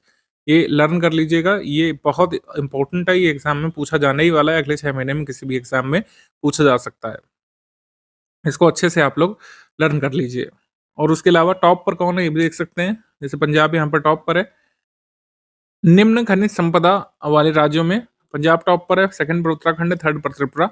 और खनिज समृद्ध राज्यों में टॉप पर है मध्य प्रदेश, सेकंड पर राजस्थान, थर्ड पर गुजरात है। ठीक है, उत्तर प्रदेश श्रेणी बी में गोवा के बाद सेकंड पर है, गोवा के बाद सेकंड पर है। आगे राज्य राजस्व जो रिपोर्ट आई थी सीएजी के द्वारा कि 16 राज्यों ने रेवेन्यू सरप्लस दर्ज किया है। तो 2023 में 28 में से 16 राज्यों में राजस्व अधिशेष दर्ज किया गया, बाकी में राजस्व घाटा दर्ज किया गया था। जैसे बिहार में राजस्व घाटा दर्ज किया गया था। उत्तर प्रदेश टॉप पर था राजस्व अधिशेष के मामले में, सेकंड पर गुजरात, थर्ड पर उड़ीसा, फिर 8th पर उत्तराखंड और 9th पर मध्य प्रदेश। तो शीर्ष 3 राज्यों में टॉप पर था उत्तर प्रदेश राजस्व अधिशेष के मामले में, यानी कि फिजिकल कंडीशन उत्तर प्रदेश में अच्छी है। इसको आप आंसर राइटिंग में भी मेंशन कर सकते हैं चाहे तो सीएजी की रिपोर्ट को। Top 3 states in terms of revenue surplus, Uttar Pradesh में राजस्व अधिशेष दर्ज किया गया है, यानी कि रेवेन्यू सरप्लस। आगे भारत में हाथियों की स्थिति पर जो रिपोर्ट बनाई है wild life institute of India ने प्रोजेक्ट एलिफेंट के तहत। तो इसके तहत एक साइंटिफिक गणना की गई है हाथियों की, और इसमें बताया गया है कि कर्नाटक में सबसे ज़्यादा हाथी हैं, फिर असम में, तमिलनाडु में, फिर केरल। तो हाथियों की संख्या के मामले में फर्स्ट पर कर्नाटक, सेकंड पर असम है, थर्ड पर तमिलनाडु है, फोर्थ पर केरल है, उत्तराखंड फिफ्थ पर है। उत्तर प्रदेश में कितने हाथी बताए गए हैं? 257। उत्तर प्रदेश में हाथियों की संख्या बताई गई है 257। 257। सभी साथियों का बहुत बहुत स्वागत है स्टडी फॉर सिविल सर्विसेज के उत्तर प्रदेश करंट अफेयर में। अक्टूबर मंथ 2025 के सभी important Uttar Pradesh current affairs को हम लोग इसमें कवर कर लेंगे। उत्तर प्रदेश के किसी भी एग्जाम की अगर आप तैयारी कर रहे हैं तो स्टडी फॉर सिविल सर्विसेज का ये ऐप जरूर देखिएगा। इसमें कई सारे एग्जाम्स के कई सारे इंपॉर्टेंट कोर्सेज चल रहे हैं। अगर आपको करंट अफेयर की पीडीएफ चाहिए तो अभी आप इससे परचेज कर सकते हैं अगर आप चाहें तो। और स्टडी फॉर सिविल सर्विसेज के अगर आपको टेलीग्राम ग्रुप ज्वाइन कर रहे हैं, जैसे यूपीपीएससी आरओ या मेंस के लिए चल रहा है, यूपीपीएससी 2026 प्रीलिम्स के लिए और मेंस के लिए चल रहा है, और तमाम स्टेट पीसीएस एग्जाम्स के लिए जो हमारे टेलीग्राम ग्रुप चल रहे हैं, आप उनके बारे में अधिक जानकारी प्राप्त कर सकते हैं इन नंबर्स में से किसी भी एक पर व्हाट्सएप मैसेज करके। एग्रीमेंट सेक्शन की बात कर लेंगे। एग्रीमेंट अक्टूबर 2025 में हुआ, 18 सितंबर को वैसे हुआ था, अक्टूबर में इसको काउंट कर लेंगे हम लोग, और क्योंकि सितंबर में ज़्यादा कोई इंपॉर्टेंट एग्रीमेंट था नहीं। तो वियतनाम नेशनल यूनिवर्सिटी के साथ आईआईटी कानपुर का एग्रीमेंट हुआ है बेसिकली, इसको लेकर शैक्षणिक और शोध संबंधों के लिए, यानी कि memorandum of understanding to promote academic and research ties. ये पार्टनरशिप इंडिया की एक्ट ईस्ट पॉलिसी को प्रमोट करेगा। एक्ट ईस्ट पॉलिसी 2014 में इंडिया ने अडॉप्ट की थी, पीएम नरेंद्र मोदी जी के नेतृत्व में। प्रीवियसली ये पॉलिसी लुक ईस्ट पॉलिसी कहलाती थी। पीवी नरसिम्हा राव ने इसको जारी किया था अपने कार्यकाल में। आगे बढ़ेंगे अपॉइंटमेंट सेक्शन में। शुभांशु शुक्ला भारतीय वायुसेना के टेस्ट पायलट और इसरो के अंतरिक्ष यात्री, इनको डेवलप इंडिया बिल्डाथॉन 2025 का ब्रांड एम्बेसडर बनाया गया है। विकसित भारत बिल्डाथॉन के बारे में बेसिक डिटेल आप लोग कवर कर लीजिए कि ये मिनिस्ट्री ऑफ एजुकेशन ने नीति आयोग के साथ मिल करके, all India council of technical education के साथ मिल करके इसको जारी किया है। और ये बेसिकली स्कूल स्टूडेंट्स पर केंद्रित एक कार्यक्रम है। स्कूल स्टूडेंट्स को इस तरीके से एम्पावर करेंगे कि वो अपने सॉल्यूशंस जो कि एक विकसित भारत के लिए या फिर आत्मनिर्भर भारत के लिए जरूरी हो सकते हैं वो सुझाएंगे। फोकस ग्रुप है क्लास 6 से लेकर 12 तक के, 6 से लेकर 8 तक के बच्चे। क्लास 6 से 8 तक के बच्चों से नेशन वाइड इनोवेशन मूवमेंट के थ्रू सॉल्यूशंस उनके मांगे जाएंगे, उनके विचार मांगे जाएंगे बेसिकली कि किस तरीके से भारत एक आत्मनिर्भर देश बन सकता है। तो यही है डेवलप इंडिया बिल्डाथॉन। इसके ब्रांड एम्बेसडर बनाए गए हैं शुभांशु शुक्ला, जो कि लखनऊ से हैं, उत्तर प्रदेश से। डेवलप इंडिया बिल्डाथॉन के बारे में इतनी बातें आप जरूर ध्यान रखिएगा। अवार्ड्स एंड ऑनर्स में कवर करेंगे। 7 stars luxury hospitality and lifestyle award ये उत्तर प्रदेश सरकार को मिला था। Best spiritual tourism destination award की कैटेगरी में उत्तर प्रदेश को सम्मानित किया गया था। बेसिकली लिस्बन पोर्चुगल में ये कार्यक्रम हुआ था। 7 stars luxury hospitality and lifestyle awards, इसमें उत्तर प्रदेश को बेस्ट स्पिरिचुअल टूरिज्म डेस्टिनेशन पुरस्कार से सम्मानित किया गया है। ऑब्विचुअली सेक्शन में आ जाते हैं। पंडित छन्नूलाल मिश्रा हिंदुस्तानी शास्त्रीय संगीत के गायक, ये नहीं रहे। 89 वर्ष की आयु में इनका निधन हुआ। पद्म विभूषण तक का पुरस्कार इनको मिल चुका है वर्ष 2020 में, और 2010 में इनको पद्म भूषण मिला था। 2010 में उत्तर प्रदेश द्वारा यश भारती सम्मान इनको मिला था। ये ख्याल गायकी के साथ साथ ठुमरी, दादरा, चैती और कजरी जैसे जो सेमी क्लासिकल फॉर्म्स हैं उत्तर प्रदेश के, उससे भी जुड़े रहे थे। इनका घराना क्या है, किराना घराना और बनारस घराने से जुड़े हुए थे। ठीक है, पंडित छन्नूलाल मिश्रा। आगे बढ़ेंगे। Schemes campaign initiative, good Samaritan initiative ये उत्तर प्रदेश सरकार के अंतर्गत बेसिकली पुलिस ने चलाई है। तो उत्तर प्रदेश पुलिस अस्पताल के सहयोग से जो फर्स्ट रिस्पॉन्डर्स होते हैं एक्सीडेंट के, उनका विवरण वेरीफाई करेगी। किस लिए? क्योंकि जो गुड समैरिटन होते हैं जो कि गोल्डन आवर में, जैसे गुड समैरिटन गोल्डन आवर जिनको नहीं समझ में आ रहा, तो मोटर व्हीकल्स एक्ट जो मतलब कह सकते हैं हमारा सेंट्रल लेवल का जो मोटर वाहन अधिनियम है 2019 में, उसमें जो अमेंडमेंट किए गए थे उससे जुड़े गए थे टर्म्स। गोल्डन आवर यानी कि दुर्घटना होने के 1 घंटे बाद तक का समय गोल्डन आवर कहा जाता है, जिसमें मरीज को बचाया जा सकता है, पीड़ित को बचाया जा सकता है। और गुड समैरिटन एक नेक व्यक्ति को कहा जाता है जो किसी कह सकते हैं घायल व्यक्ति को अस्पताल तक पहुंचाता है। उसके लिए जो टर्म यूज किया जाता है, नेक व्यक्ति हिंदी में और गुड समैरिटन इंग्लिश में, वही है। तो उत्तर प्रदेश की पुलिस बेसिकली क्या करेगी, हॉस्पिटल्स में जा करके वेरीफाई करेगी कि जो फर्स्ट रिस्पॉन्डर्स होते हैं एक्सीडेंट के, जिन लोगों ने घायल को अस्पताल पहुंचाया, उनको राहवीर सर्टिफिकेट मिलेगा और उनको 25,000 रुपए का पुरस्कार भी मिलेगा। ठीक है, तो फर्स्ट रिस्पॉन्डर्स को ये अवार्ड मिलेगा। इवन अगर विक्टिम के ट्रीटमेंट के दौरान डेथ भी हो जाती है तब भी उसको अस्पताल लाने के लिए सम्मानित किया जाएगा। तो उत्तर प्रदेश के जो गुड समैरिटन है, रोड एक्सीडेंट्स में जो फर्स्ट रिस्पॉन्डर्स का कार्य करेंगे, उनको 25,000 रुपए की राशि से उत्तर प्रदेश पुलिस सम्मानित करेगी। गोमती पुनर्जीवन मिशन, ये गोमती नदी के रिजुवनेशन के लिए लाया गया है, जिससे लखनऊ और सुल्तानपुर जैसे प्रमुख शहरों से जो गोमती नदी निकलती है, उसका जो इकोलॉजिकल हेल्थ है उसको रीइंस्टेट किया जा सके। इसमें गिरने वाले 95% सीवेज को इंटरसेप्ट करना और नदी के प्राकृतिक प्रवाह को पुनर्जीवित करना उद्देश्य है। इस मिशन के अंतर्गत पीलीभीत से गाजीपुर तक पूरे गोमती नदी बेसिन को कवर किया गया है। तो आप जल्दी से कमेंट करके बता दीजिए शॉर्ट एंड स्वीट आंसर कि ओरिजिन क्या है, गोमती नदी का ओरिजिन आप कमेंट सेक्शन में लिख करके बता दीजिए जल्दी से। ऑपरेशन शिकंजा ये आर्थिक अपराध प्रकोष्ठ यानी कि इकोनॉमिक ऑफेंसेस विंग जो है उत्तर प्रदेश पुलिस के अंतर्गत इन्होंने चलाया था कि इकोनॉमिक ऑफेंडर्स जो कि फरार हो चुके हैं फिर जिनका नहीं पता चल रहा है, उनको ढूंढ करके उनकी जवाबदेही सुनिश्चित की जाए। जो लॉन्ग टाइम एब्सकॉन्डिंग क्रिमिनल्स हैं, जो फाइनेंशियल स्कैम्स में इन्वॉल्व है उत्तर प्रदेश में, उनको ढूंढ करके उनकी अकाउंटेबिलिटी सुनिश्चित की जाए। और जो पब्लिक फंड को एम्बेजल उन्होंने किया है, धोखाधड़ी से धन जुटाया है पब्लिक का, उसको जो है जब्त किया जा सके। आगे है गौ पर्यटन इनिशिएटिव। गौ पर्यटन के तहत उत्तर प्रदेश बेसिकली गौ संरक्षण के प्रयास तो कर ही रही है, यानी कि काऊ कंजर्वेशन, गोवंश कंजर्वेशन वो तो चल ही रहा है, लेकिन काऊ आधारित उत्पादों को भी प्रमोट किया जाएगा अब, यानी कि काऊ बेस्ड प्रोडक्ट्स जो है उत्तर प्रदेश में वो प्रमोट किए जाएंगे।